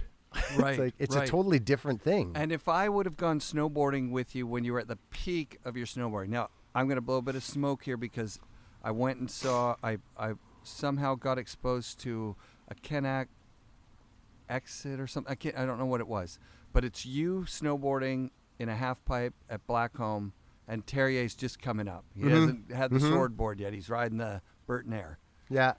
And if you watch that movie and you're like me, critical, I can be critical. Yeah. And I can be critical of skateboarding, snowboarding, style, whatever. You're riding at a Terrier level. At this particular time. Now, had I rode with you at that time, do you think that I would have had a better time than when we went in that little zone at Grouse this year for 2 runs in powder while everyone else rode hardpack? Do you think I would have been able to have as good a time as we had? When I think of my memory of riding with you at Grouse, I'm proud of myself that I knew where there was some stuff to bring you guys to. Yeah, dude. And the smile that was on your face when you were hitting that, I was like, fucking awesome. Yeah. Yeah. So there was no part of me that was being like, I wonder if he's, is that a double poke or is that, like there's no part of it. Yeah. It was just like fucking Kearns is having fun snowboarding with me. This is the best day of my life. Yeah, it was fun, and then incredible. Also I was with the younger dude who was like, it was good for him to actually be reminded how important it is for him to be outdoors, and then you showed him some sick stuff, and actually he told me since then that he's been like more active and stuff, and it totally inspired him. So epic. Yeah, and actually funny that footage from that movie that was a summer at Blackcomb when like I spent a lot of time up at those camps and everything, but that was a summer when actually I was actually I would say a good snowboarder. Like it was like all the stuff, like I was doing frontside tail grab 5s, and that's what I'm saying. Whatever, like, and that you stuff. Stood out. Yeah, it was good. And then it was funny because it was Terrier. He's like, I was going up with him, and he's like, you guys are really good. You just do too many drugs, because also at the same time I was like, but that was the thing, is like this is something I find really interesting, and I wouldn't have listened in a million years, but how interesting is it that I've got this thing going up to the mountain, having the best time, like I'm in, like, dude, on Santa Cruz, like cutting the tips off my board to have a little mini Santa Cruz, and Noah and Palmer and all them are up there, and I'm snowboarding at their level, if not doing some stuff they weren't even doing exactly. And because I was like, this is it. a Santa Cruz shirt and like Santa Cruz board, and I'm like, dude, I'm a skateboarder wearing jeans on the glacier. Like, it was just like whatever. And then it was just such a wicked time. But then it was like Binderhoff, Mohana douche at the bar, and those guys would go to bed. Like they would never rock like we did, right? Like, right. And they would, and so another thing about curiosity I find is I think I've seen some interviews, and I guess I get a little bit pissed off because I see some interviews of people who are like, yeah, man, like, I think it was like, I didn't want to say who it was, but it was like a couple like surfer dudes who were talking about, it's like, yeah, man, just like stay away from booze and drugs. I've never done anything good for anybody. And it's like, just stay away from that. Like Kelly Slater was one of them. And then Rob Machado was like, just stay away from the bar, man. I don't know why you'd have to go to pipe and then surf pipe and then go and get wasted. I don't know why. Well, how about throwing a little bit of curiosity in there and being like, well, actually, why? And I'll tell you what it was for me is feeling good, feeling healthy and good has never felt safe for me. You're not safe if you feel good because the hammer's about to drop. Yeah, so I dude. dropped the hammer first. Yeah. So yeah. I subconsciously, yeah, I'd go and get like the worst hangover ever. I'd have this huge high of riding on the glacier, and then it would be like this almost like anxiety coming down going, I can't be good because I'm supposed to be bad. Right. Right. And if I'm good, if I have this story of good, then I'm actually vulnerable out here. So I need to make myself bad again. Yep. So any pro skateboarder, snowboarder, surfer who had to go get wasted after doing all that, knowing full well that it's not going to work out for them probably in the long run. Right. There's there'd be a really good curiosity to be like, so you do all this stuff, but why do you need to do this thing? Mm-hmm. Because this is going to put all of this at jeopardy. But to say to that person, don't be the bad guy. You're taking away their number one survival tool. But if you're curious about it and go, hey, why do you do this? You got this career ahead if you want it. Why do you do it?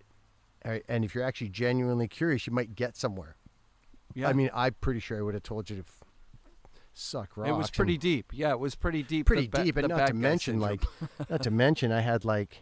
I remember that summer, and dude, there's this chick was like, came out, and she was just like all into me. So it was total rock star, you know. Yeah. And she was like this blonde, it's just like rock star stuff. It was super fun. She's like, came from, you know, back east, and then we bumped into each other. And next thing you know, she's coming up the glacier. So I got my arm around her, and Damien's got Brandy next to him, you know. And we're just like, oh yeah, bud, gonna go chuck a couple fives, and then and smoke a joint on the way down, and then hit the bar, dude. Yeah. Well, so I don't think it's too much regret. One of the things that put out there, just to me personally, he was like, "What's with all these people, like saying, oh great, I don't drink anymore? Like, what is that trend? Why is that trendy?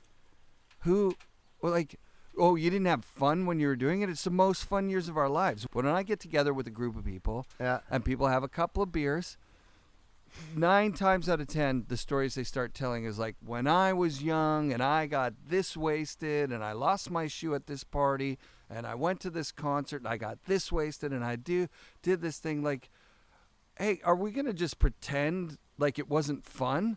Like, sure, it was a bit miserable for sure, but there's almost no better feeling than being up on a roof, just about to fall on that fence, drunk as hell, that's going to like break a rib, and people are screaming, girls are going, don't do it. Is that what I loved it. I had a great time doing that stuff. Dude, so did I. It was incredible. So did I. I mean, dude, I've created more, I would say I've probably created more of those peak experiences than anybody I know of. Sure. Like Sure. From the surfing community to the snowboarding to the skating, like, dude, like it was hectic and you were leading the way for guys like me. I thought I knew something about you that you were doing. It was like I became really good at creating these peak experiences, and then I think where I've gotten to now is like that guy asking about like the joy and everything is like, dude, presence is the key. If you can be present to the actual moment, because really, ultimately, the only thing we have is time. Time's the most valuable thing we have is time. And if you can bring yourself present to time, depression, anxiety, none of that shit exists if you're actually present to what's actually happening in the moment. So I've I've learned that through breath and other things, I can bring myself present pretty much. I also call it growing myself up. Like, I know when I'm like losing myself, and I can just bring myself right back. Some breathing. This is Paul Chek stuff. Feet on the ground.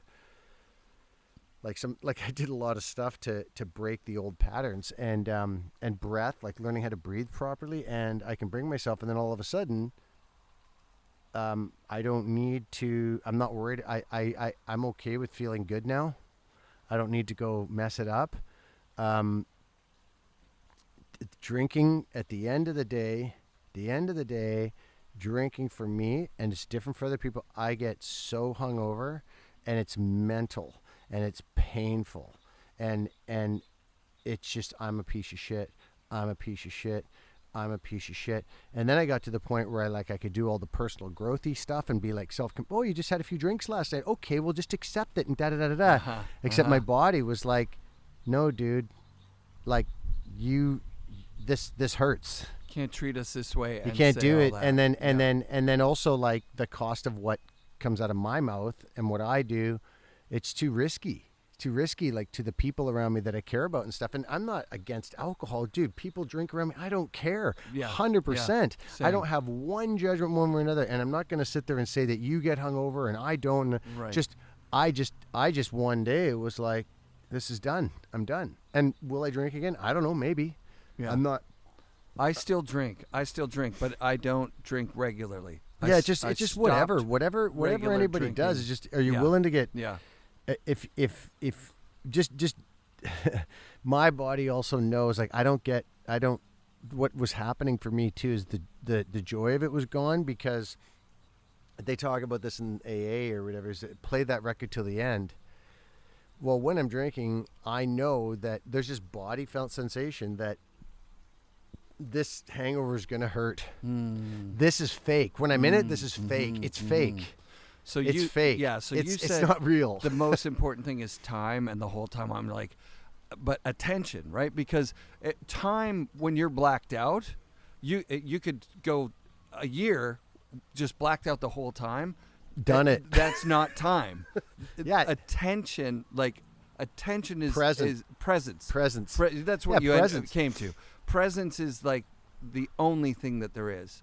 So that, like, hooking your attention over here, bringing it over to McDonald's over here, these things are valuable to those guys because they're taking your presence, your most important thing, not your money. Your money's nothing. There's no value in money. Yeah. It's your presence. It's where you are. It's presence. Where you've gone. Totally. Right? Just be present, and then if you're lucky, you get to actually be curious about other human beings and find out what's going on for them. Right. And so then, if you're even luckier, for me, if I'm even luckier, I go past all the bullshit and I realize I'm curious about me. Yeah. I've never been curious about me. Mm-hmm. And that moment when I opened my eyes and 30 people had their hands on me voluntarily after I called them hideous shit to their faces with conviction. Like, I meant the things I was saying. Like, that's what I think of you. This is what I think of you. You're a piece of shit. I fucking hate you. You're short. Whatever. I'm saying things that are hurting people's feelings, and I know I'm doing it. I'm like, I'm bad. Fuck all you. I'm all by myself here. Mm-hmm. And you guys say you're in a circle with me, but now that you know who I am, go fucking cry out there, because I don't give a shit. I'm here by myself. Mm-hmm. And I fucking, bam, I'm dead to the world. I'm lying down. Okay, I've exposed myself. Dead. Mm-hmm. No one's here. Mm-hmm. I open my eyes. They're all there. Mm-hmm. I'm like, wait a second. Hold on a second. Now I'm curious. What? How? There are people out there that see me at my worst. Exactly the same as what happened to me. Exactly the same thing. They saw you at your worst. You're here. But then if you remember, you also exposed, or you also shared some stuff that was, like, very important for people to understand how you created that thing. Right. So then I was curious about that. That's right. So that brings me to my mom, where I was curious about my mom. Mm-hmm. So instead of the story I was telling myself, all these people are going to fuck off, right? Mm-hmm. If I'm honest with my mom, I lose my mom. Mm-hmm. And at some deep level, I need my mom. Mm-hmm. So I went back to my mom, and I asked her things I'd never asked her. And how's that? Dude, we go past that to where I feel good. Yeah. For the first time in my life without heroin, same deal. You know, I know this feeling. Content. Okay with me. Yeah. Okay with me and everything. And I've been talking to my mom, and she's been giving me she's so happy that because she's getting out of the hospital. Yeah. She's been in a hospital for a year now. And every time I talk to her, she's like, it's great. I love it. I'm out of here next week. I'm out of here at the end of the month. They're doing a thing. They're going to take a test. And as soon as I can walk 30 steps, I'm out of here. It's no problem. I'm going to walk. Here comes my physiotherapist right now. Oh, sorry. I'm not going to do physio today. I'm on the phone with my son. I don't have time today, but I'll do it. Yeah, come back tomorrow. Oh, no, you're not here. Okay, next day. Well, I'll do it. And then in 30 days, they do the thing. They're like, you didn't walk, and you're stuck in here. Yeah. And but you like, have a different relationship with her now? Oh, big time. So she's going through this, and I'm like, how do you feel about that? She's like, it's great because they're going to test again in 90 days. I'll be out of here, no problem. Mm-hmm. You know, and I'm hearing this, and I'm going, zero judgment, Mom. This is where you are right now. That's cool. Yeah, And that's where she's at. good for you. And You're can going to you be out of accept here. her? And can you You're gonna accept be her out where of there she's in at? 90 days. I love it. I'm your biggest fan. You know, next time that person comes, do the physio. You know, oh, you don't feel like it? That's great. Don't do the physio. I love you, Mom. You're doing great. You're in the hospital. You'll be home in no time. I'm curious about you having that feeling and all of a sudden talking about your mom in the hospital. So what was the feeling about? So check this out. So after all this, and I get to know my mom, and I get to ask her those questions, and I hear something different than I was expecting that's on the level of those people's hands on me. I'm Yeah. like, my mom loved me the whole time. Yeah, and she did some stuff that maybe you didn't understand at the time, but your mom... Well, I definitely thought it was because she hated me, because Yeah. I was bad. Yeah. And so she's like, no. And I'm like, great. And so I feel good. But you also went to her with a different curiosity. Oh, yeah, because... way different curiosity. So here's the thing that I have to explain. She calls, and her voice is shaky. And it hasn't been shaky the whole time she's been in the hospital. I said, what's going on? She's like, I'm sad. And I was like, I'm glad you're sad.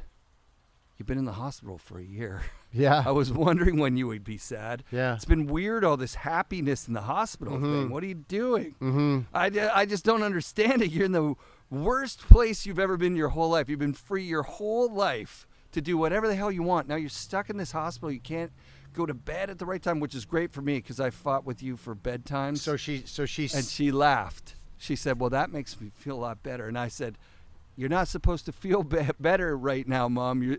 I'm overjoyed that you feel bad. Yeah, it's the time for you to feel bad. But just her saying she's sad and you not wanting it to be different. And then this is the moment. Then my mom said, you know, I'm really proud of you and the person you've become. Huh. And I said, this is you and the example you set for me when I was growing up, speaking back to yourself. This is the love you gave me. This is self-love right now, Mom. You loved yourself enough to love me in a way that stayed with me for 51 years. Uh-huh. And I'm here, and I love you no matter what you do and no matter where you are. Which is very different than what you thought before. Oh, Yeah, dude. I would have punched her in the face. Yeah, well, you had... Yeah, and yeah, for a kid, you had you had reasons to. But Sure. now... Sure. Yeah, no, and your mom is like... so many people have these stories about their parents, but when you get curious about your parents, Yeah. I guarantee Yeah. you will find something that you don't know that they've been through. Yeah. And that... yeah, that's... I think that... Dude, what could be better than admiring your own parent from your heart, from the soul Like for of your real. heart? Well, seeing them. Seeing them, Mhm. right. Mhm. I hadn't seen her in 47 years until we did that thing and started everything. So I really owe you a debt of gratitude. Thank you very much for that. That's changed my life. And yeah, thank you, and Linda too. And Like Linda, that oh that my was God. that was a mastery moment that no therapist that I know of, no psychiatrist, no doctor, anybody would have been able to pull off. And she everybody saw in that something. room, Yeah, everybody in that room, exactly. each and every single person in that room played a part in that thing that happened. The power of groups versus the power you have on your own, because every person, even if you don't like them, has something. Even if you don't like them, and you told me this, that's a person you need to go towards, not away from, because there's a reason you don't like them, and that's something you should probably work on. Well, yeah, it's and not a big deal. It's a shortcut. Well, that thing about that, like I learned that sitting in circles is when you're pointing at someone, there's 3 fingers pointing back. Yeah. And it's true. If in each side of every person there's a being that wants to connect, the outside is just a mirror back to me of something I don't like about myself or something I'm ashamed of or something. But inside the being, like, to me, Eric's not the cynical asshole. That's a part of Eric. But I always speak to Eric that's inside. And it's like, because I just don't ever get caught on what's the outside. And I don't like that the cynical Eric can take over the other Eric sometimes. But I also don't think that's Eric. I just think, and I'm actually sad because I know the cost. Think I know the cost to you. You've told me that a lot of times. And for me too, when I become bad, like I hear it all day long. Hanging out with you, I've wanted to say this, I've wanted to say that, and I just don't say it because I know the cost now. I know the cost of me reiterating that I'm bad, and I'm not all bad, and you're not all bad. Yeah. And it's like, but that thing of like, oh, I lost my thought. Okay, more lighthearted over here. Yeah. So while I'm doing this work, I quit my job. This is the start of a stand-up bit that I did. It was about 15 minutes I did on stage, and I crushed. I'm proud of it. I've recorded it. I'll put it out one day for the Patreon guys. Join my Patreon. You can see the thing. Fuck's sakes. But this is how I started the set, and it has to do with what the quote that you had. And it's probably the reason that I wrote it was that you told me that quote. And you also sent me something from The Wire or something where the guy's like, you think it's one way? It's not. It's not. The other way. So Yeah, anyways, that's all. That's your whole problem right there. Yeah, That's your whole. That's the thing where you get caught is when you want it to be different than it is. So your mom loved you, but she didn't love you the way you wanted to be loved. And so you can spend the rest of your life wanting her to love you the way you want, or you can grow yourself up and go, actually, 1, she never got told how I wanted to be loved. Totally. And 2, how, like, that's me. I wanted to be loved a certain way. Yeah. No one would know that. I never told them, okay, cool. But she loved me. Oh, big time. Big time. Big time. Big time. Yeah. Yeah, I have great parents, both of them. Okay, so here's the bit. I quit my job this week and turned 50 and instantly felt very old because the hallmark of youth is knowing everything. And when I got a bit older, in my 20s and 30s, I started to think, well, maybe they still have things to learn. And then when I got into my 40s, I was like, holy shit, most of the things I know aren't right. And then when I turned 50, I realized there's a very good chance I don't know anything at all. Because I don't even know. Truer words have never been spoken. I don't even know. I don't know is the only honest thing a human can say. I don't even know the answers to my security password questions, and I made those up myself. Yeah, dude. So I don't even know anything. Yeah. How could I know anything if I don't know that? What's my favorite pet's name? The fuck you talking about? Whatever pet I had when I made that password. Yeah. Who has a favorite pet? You freaks. Anyways, yeah, so that's how I started. And it was based on that same idea. So the biggest thing for me after is that even though I had that great moment with my mom, my greatest joy is that I finally got to the point where I was curious about myself. Yeah. And that was a real far way to go, because when you're not curious about your parents, you've already decided, I'm bad. That's what made my parents upset with me. I'm fucked. So I'm not even curious about the fucked up guy. Who would be curious about that guy? He's fucked for life. He's not even worth thinking. Well, he's bad. About. And he's bad. Right. Either bad or good, neither of those. See, thinking you're good's just as. It's just as bad. There's a period at the end of it. Like there's a belief that I'm good. There's a belief that I'm bad. Any kind of a belief with a period at the end doesn't leave any room for movement. Yeah. So it's like there's no good or bad. It's like it's like that's so. Like, there's so much room to move in there, and it's like, or there's not room to move in there. So it's like, how about this? You're human, and humans are messy. Yeah, humans, and something you do that will be good for one person will be bad for another. Totally. So there's no way to get it right. No. There isn't, and ultimately that is like, well, you know, that circle thing.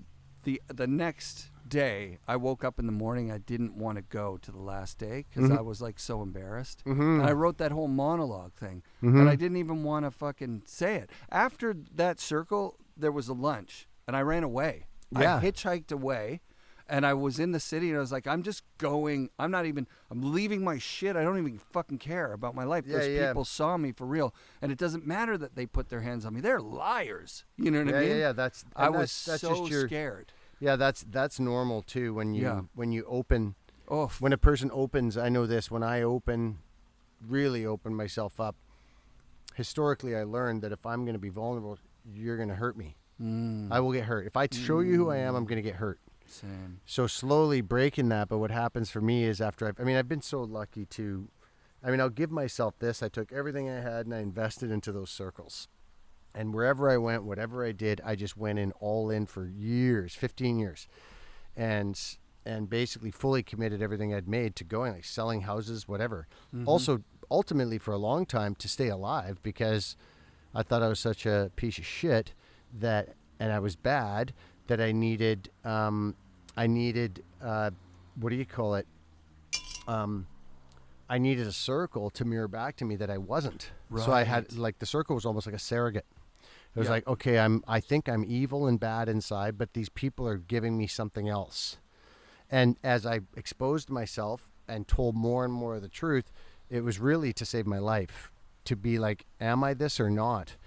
And it was like, I just don't, like, I work with people now, and I seem to be doing really well working with people who are, I do really well with skateboarders, snowboarders, and surfers. So, and there's always something missing when I work with civilians.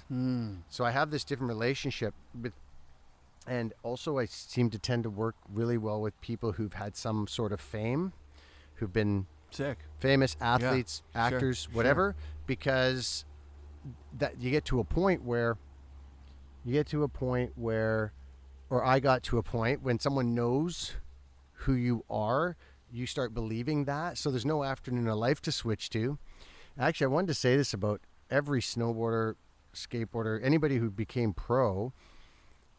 Like, you take like a Devin, Duffy, a JP, Jeremy, any of these guys, Jamie Lynn actually is the one I think of the most, so they created this thing in their early part of their life, and different than an actor or different than some bullshit sport like basketball or something that can't be hard, where 7-foot dudes put a ball into a 10-foot tall rim.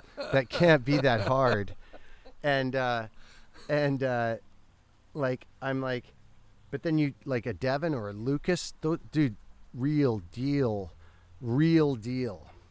What could be worse than turning 45 years old and the world constantly reminding you of what you used to do, when you actually know that at that point you're a poser because you're not doing it anymore. So you either switch your identity or you live in hell the rest of your life with people going, dude, you're Terry Kidwell, you were sick. You're a legend. Well, really? I haven't snowboarded in 10 years and I'm not feeling too legendary right now. So you got to recreate. You got to rebrand. You know what I mean? Like, you got to rebrand. Damien did Club Rubber. Exactly. Right? And then who else did that? You know who did that? That BMXer, Chris Muron? Chris Muron, yeah. He's a woodworker now. He builds wood furniture. Oh, cool. He builds wood furniture. He took money he made from the X Games and everything, and now he's like some hipster dude with glasses. He makes sick furniture. Awesome. And Chris Muron furniture. That's amazing. So he took everything he had. Dave Mira and Chris Muron's our Canadian one. No. Dave Mira's the dead one because he didn't build furniture. Chris Muron and Dave Muron. Dave Mira and Chris Muron are the Canadians. Yeah. Okay. And Dave Mira was the guy who ended up dying. Yeah. And so this thing about what no one tells a snowboarder or a skateboarder or someone at the end of the day is that you kind of got to re-up your brand because you learned a ton in those days.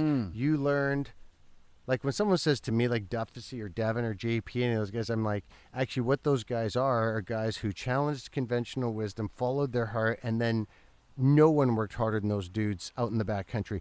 On top of working hard, then, by the way, you're going to hit this 150-foot gap, and there's no one around to help you if you break your leg or neck. Yep. Except Herndo and Dano. And that's the gnarliest shit, dude. The gnarliest shit ever.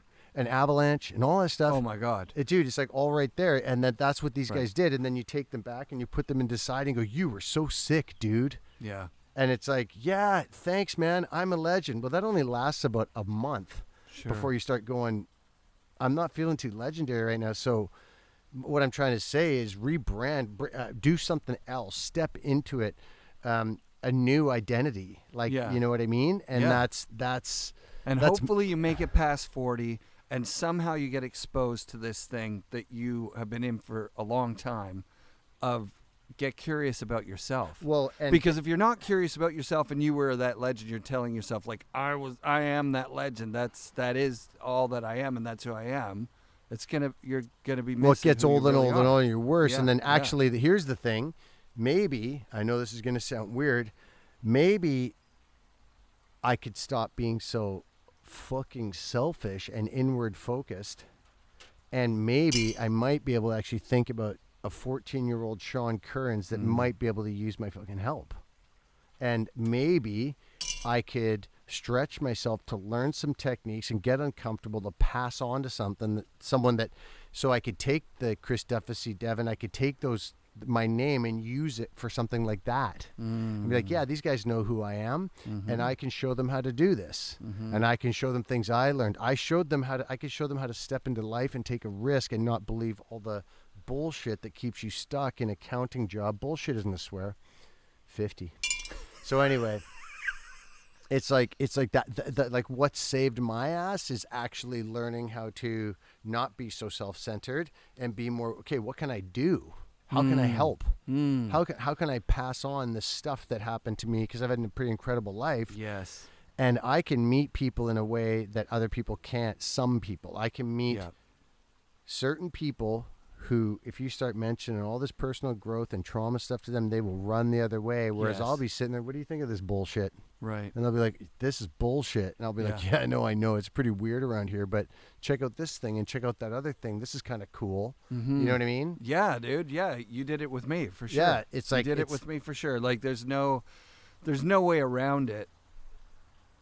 The cool guy culture is a culture. You know what I mean? Like it's a community and it's very attractive. When you roll up to a skate park as a 7-year-old kid and you see that hierarchy, man, that's like watching Apocalypse Now or whatever. All those guys with the guns and everything. It's crazy. Hierarchy of I'll remember it the amazingness. rest of my life when I rolled up to a skateboard park and I saw it. I was like, holy. Yeah. And that's some powerful stuff. And I'll tell you, for me, never feeling like I fit into that, I think that was a benefit for me. Because when I started this show, I just started because I wanted to hear this show. I didn't know that I wanted to be a better person. I didn't know that I wanted to enjoy my life more. I had no idea. But I'll tell you that connecting with each one of those pro snowboarders, industry legends, industry pioneers, and quirky fringe people that did some weird thing, 30 years ago. Yeah. I loved it. Every single person had a story that was different from what I was telling myself. And that is essential to learning that there's other people out there. Oh, it gives me a break from myself. What a joy. Like, there really is 7 billion different realities on this planet, dude. Now. Like eight. It just passed eight. Every single one's different. If you actually have curiosity, you can actually maybe get out of your head for a minute. Sick. It's a great spot to be. Is there any other questions? Yep. Let's add some variety. Let's get Danny's in there. Here it is. It's the last question. Oh, is it really? And it's Danny. How do I say his last name? Karayath. Sean, what moments in time, whether it's daily or weekly, do you feel the best about yourself? Most productive, motivated, and inspired, all around happy? Conversely, what times do you feel inadequate, vulnerable, unproductive, and bummed out on yourself? And what in those times do you think relate to those feelings of yourself, good and bad? People around you, locations, weather, etc. That's cuts right to it, huh? Damn. So read that again. All right. Because that guy's a smart person. Thank you, Danny Karayath, for this question. Sean, What moments in time, whether it's daily or weekly, do you feel best about yourself, most productive, motivated, and inspired, and all around happy? Part 1. Conversely, what times do you feel inadequate, vulnerable, unproductive, and bummed on yourself? And what in those times do you think relates to those feelings of yourself, good and bad? People around you, locations, weather? Cool. So the answer to the first part is like when I feel good, when I feel happy, it's just like I have a curse, and my curse is if I get up in the morning and I get moving and I have my morning planned out, no phone, get going, get walking. My 10 wins, as lame as that may sound, I brush my teeth, walk out the window, have a bit of a shower, cold shower, whatever it is, and I go work out, go do something. The 10 wins are really fascinating. I think you should go through them. Well, no, it's like you basically, if I set my morning up where I don't have any questions to answer, and I jump out of bed, my shoes are ready, I put my shoes on, I walk outside, I head to my car, I go to a Starbucks, I get a Starbucks, I drive to the gym or whatever it is, I paddle around. I've been paddling a lot lately, so I just go and I paddle around. There's an island here and I paddle around it. It's a long paddle apparently. And but I connect with nature. That's what I've been finding, is that when I get exercise, there's this thing I call multi-basking, and it's like if you can find an exercise that handles everything. So stand-up paddleboarding on a downwinder, like a 14-foot board. It's nature. It's a crazy workout. I'm breathing. I'm balancing. All of it. It's right there. And I'm multi-basking. I'm covering so many bases at once, which is what I think skateboarding, snowboarding, surfing does. Is it also adds the joy to it. You're not just going to the gym. Yep. So if I do that in the morning, if I do all those things without looking at my phone, and I call it getting a hold of my brain before my brain gets a hold of me. So my body's first, and then I'm in control of my brain, versus if I get up in the morning and I look at my phone and I'm not conscious about what I'm doing, then people are asking me questions. I don't create a space. So right there, conversely, I will be in a bad space. And then if I do the other thing, I get up, I feel good, and I get my day going. And then as far as the feeling down or whatever, so I feel best in the morning after I do some If I rest in the afternoon, there's this whole thing about men having a lot of people don't know this, but men have what's equivalent to a menstrual cycle, but daily. Oh, wow. Like it's not, I don't want to be disrespectful to women and cramps and all the gnarly shit they got to go through that I know nothing about, but there is this, every day we go through this miniature version of that, and in the afternoon we have this crash. It's like siesta. Yeah. And if I siesta, have a short little rest, and I don't make it bad, and I don't call myself a pussy, and I actually take rest, I end up having the second win. It's almost like I get a second day out of it. Like I've learned a lot of this stuff. I've learned a lot this with Paul Chek. Like you learn that there's really a lot of this stuff's really simple, and there's all this stuff about how our testosterone in the morning first thing is like there, and then it dips, and in the evening we get another little burst. Like all this stuff's very simple, and all this stuff about supplements and pills and coffee and all that shit is there to think you don't have the answers in yourself. And we're a lot more powerful creatures thing. But anyway, the long version. So when the biggest difference is when I'm down, when I'm low, when I'm not feeling so good, frustrated, all that kind of stuff. First thing I do is I get curious, because guess what? We're human. We're going to get down. We're going to get frustrated. We're going to get tired, and I investigate what it is. And the biggest change for me, like I just came back from San Francisco, biggest change for me, I did this trip. I went to San Francisco back in a day, within 24 hours. I flew back. Man. And then I had this crash, and I was home, and I was feeling like dizzy and all this stuff. And then it was when I was supposed to do that podcast. Yeah. And I came back and said, dude, I can't do it. I flaked on you. I disappeared, because I was like, dude, I was barely hanging on. And I was just beating on myself. I didn't realize it until finally I just went, holy dude, maybe I just need to rest. And then the saying that Linda taught me, my friend Linda, was like, depressing. Don't say you're depressed, say you're depressing. Yep. And that means that saying it like that is like, I'm doing it for some reason. And what it is my soul's telling me I need deep rest. Yeah. And deep I need, resting. and as soon as I went, nice, dude. oh, I'm starting to feel sick. Well, that Yeah. would make sense because this is my body screaming at me. Yep. I went from 10 depressed to 2 feeling down a little bit. So it's about accepting the fact that I'm human. Yeah, dude. And going, oh yeah, this and this too. And this will pass. And not trying to be happy all the time. When people say that to me, like, I just want to be happy. I'm like, dude, that's the most unhappy people I've ever met. People want to be happy all the time. It's normal that a human is always opening or closing or going up or going down. We're never just going straight, I believe. We're energetic beings. We're moving towards, we're moving away, we're whatever. And so it's like just to get better with accepting of what's going on, not looking for the happy. And what I'm aiming for these days is 5. I want a 5 out of 10. I want to be at a 5. Yeah. Back in the day, it was like, where's my heli? Yeah. 10. A 10 every day. 10 every day, all forever. day. It's not, Burn out.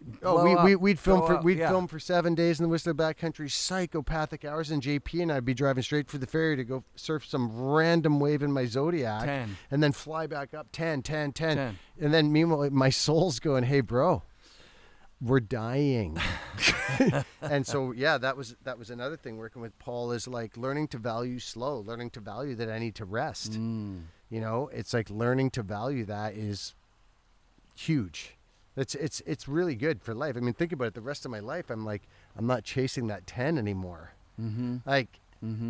They'll happen, but I'm just like, oh, it's so much better when they happen too, when you're just like allowing them to happen. Yes, when they happen instead of trying to create them 24/7. Because I mean, on a civilian level, life is set up so that I get certain amount of holidays a year, right? When I didn't have a union job, I had a week or whatever. So that week was actually my curse, because I put everything, all my happiness is going to happen that week. Look, I can be miserable the whole 51 other weeks because I'm going to have a great fucking time. That is what do you call it? That is culture 101. Like that's retirement right there. Yeah. When you retire, yes. Yeah, that's why I quit my job. Why I quit my job. I didn't retire. I resigned. Dude, it's like, no, it's like you basically were taught to work this job our whole lives to then eventually when we retire, then we can relax. And it's like, that's a bad look, dude, because you're going to be relaxing in the worst years of your life. And when also, you could actually never learned how to relax. No, and that's because your relaxing week, right? Your weekend has been stressing about Monday. Yeah. Your holiday has been that moment. This is a Louis C.K. bit. You get the family into the car, you pack the trunk, you close the thing, the wife gets in, you shut the door. Your vacation is that moment where you're walking from that door back to your door. Yeah. That's the vacation. That's the vacation. Then you're I love back in the fucking car, and it's the worst moment. It's the worst week of your life. Dude, totally. So, I was not willing to keep going the way that I was going, because I knew from people like you, people like Damian Sanders, people like Steve Graham, and gaskets, knee braces. And, dude. And think about all the entrepreneurs we know, and storm saunas, and people that are working for themselves. I could easily go I know 50 people who started businesses that were glad to get a Monday to Friday job where there was just a check rolling in, because not everybody can be good at business. It's fucking hard. No, it's hard. It's a total skill. It's an art. That's what Mark Cuban says. He said I'd rather work for myself for $50,000 a year than work for $500,000 a year for someone else. Yeah, because it's just soul crushing. Yeah, it could be. It can be soul crushing. I just want to see something right now. See if I got a thing from Jim. Well, why don't I look and see if I got any more questions from the listeners of the show. Buck Theo wants to know if there's a Big Speed podcast reboot. Don't know what that is. So good. Finboy84, how about imposter syndrome? Who? Asking me? Yeah, these are all questions for you. Old guy on the twalk just commented, beautiful. That's about your clip from Whiskey 2. Beautiful. Imposter syndrome, that's a good one, dude, because that's That's exactly what I'm talking about. If you know, it's kind of different for me because it was never just about my snowboarding. But if you take like a you know, someone from the forum team or anybody, and that really their whole thing was snowboarding, and someone's going, dude, you're so sick, except you're not doing it anymore. That would feed imposter syndrome. Huge. Or like it would feed like, yeah, thanks. Like, because I know those dudes, they're the real deal. Like, I'm sure that Devin or Duff or whoever doesn't like hearing that all the time because they're like, yeah, I was sick, but that gets old. Sure. And Devin is so much more than just a snowboarder. Oh, he's an incredible human being. He's incredible. And same with Duff. Like, they're incredible. Great friend. And that's why they just need to rebrand. How about this? Because then it's like, you know. How about this? Sorry to interrupt. No, go for it. Now, you were a legend pro snowboarder, same thing. So you're talking from, you're preaching from experience. I was not. Mm-hmm. Yeah, I got an ice age yet. I was one of those guys. Okay, I was not. I can't hang. But who would you rather be? Top guy, Shaun White, or the fucking most legit guy, Jeff Keenan? Who are you going to be? Who you choose? What life do you choose? If I could choose, I'm Keenan all the way, dude. Yeah. He was never the best. He wasn't Shaun White. He didn't train in his own personal half pipe, but he was the best. No, he's the real deal guy. He's the best. The real deal guy. The best. Yeah. The best. You know, I'll tell you something about that guy. He was my neighbor in Whistler, and it's been interesting, this whole thing with him, for me, him passing, because I remember, I'm like, man, why has this gotten to me? Like, this has gotten to me in a way I don't understand. And I'll tell you what it was. I lived next to those guys. My dad died in my arms in my driveway in Whistler. They were my neighbors, okay? So they knew what happened. Whether they saw it, I think there was a nurse staying at their place that was the first one on my dad when he died or whatever. And I was pretty abusive to those guys. That was my job, I thought, was to be tough to blow those guys off and tell them to fuck off and whatever, and do all that stuff, and unconscious, whatever you want to call it. But I always remember Jeff came up to me at one point after that, and it was in all the noise that was probably going on in my head. I remember him looking at me, and it was like this old soul just looked at me and didn't care about any of the bullshit that I'd done or any of that stuff. And he just looked at me, and I remember those eyes in my mind right now. And he just looked at me. It's like, that guy was something else. I never said 5 words to that guy. And that guy was something else. I'll remember that look for the rest of my life. He was just looking at me, and it was, you know what it was? It was kindness. And it wasn't nice. It was kindness. Like, he saw me, he saw the pain, he saw everything. Like, the noise was turned down for a second. He just looked at me, and it was like there was no game, there was no act, and it was just kindness. And I remember it. And I was like, I have a different relationship with death than a lot of other people. I've been around a lot of it.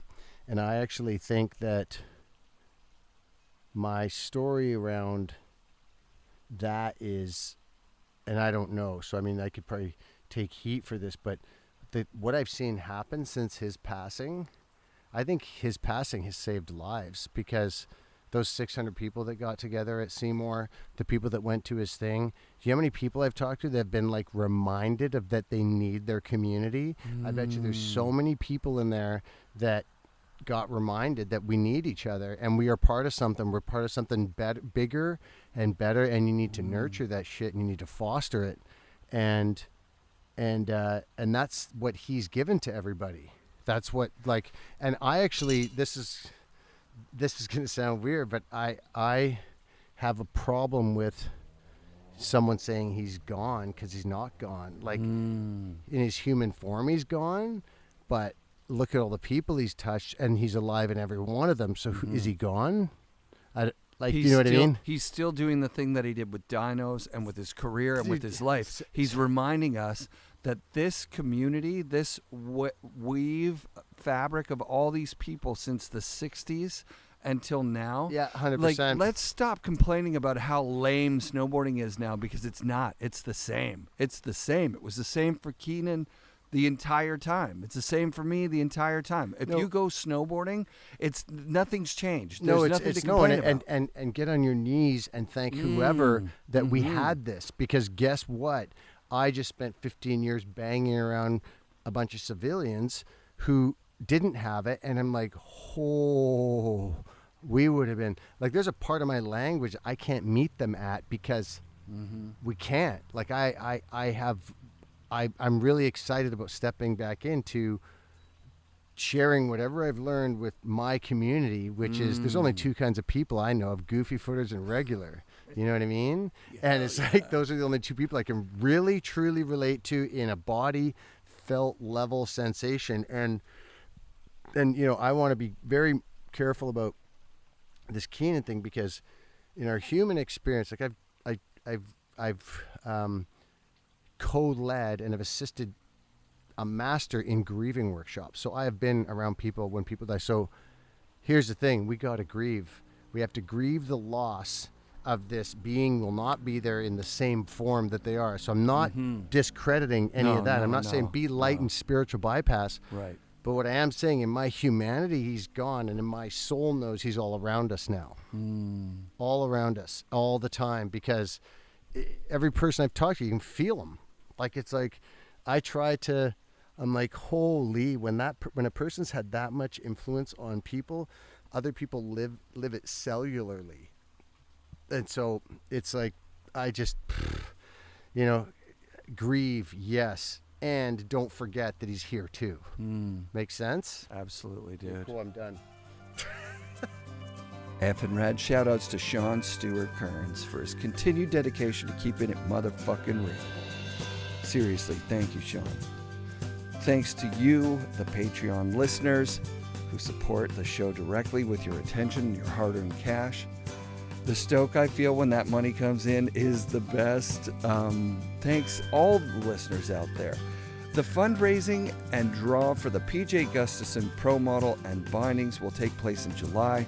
There's going to be tons of prizes. I got to reach out to all our sponsors and supporters for that. I just need to use ChatGPT so I know how to do it and don't get flagged this year. More details to follow soon. Thanks for listening to Season 10 of FNRad. Give us a follow on Patreon, where I'll be publishing some cool stuff over the summer, and I'll make sure to make most of it available for free to our free followers. You can sign up for free at patreon.com/FNRad. Pro Standard makes the grill mount the best mount for your Insta360 GoPro or DJI camera. It's a heat moldable mouth mount, tripod, hand grip, hook mount, bottle mount, wall mount, clamp mount, glove mount, and shoe mount, designed by snowboard legend Ken Achenbach to get you the perfect angle for snowboarding, surfing, biking, and it'll replace 90% of your other mounts. Use code FNRAD to get 20 off your first order at prostandard.com.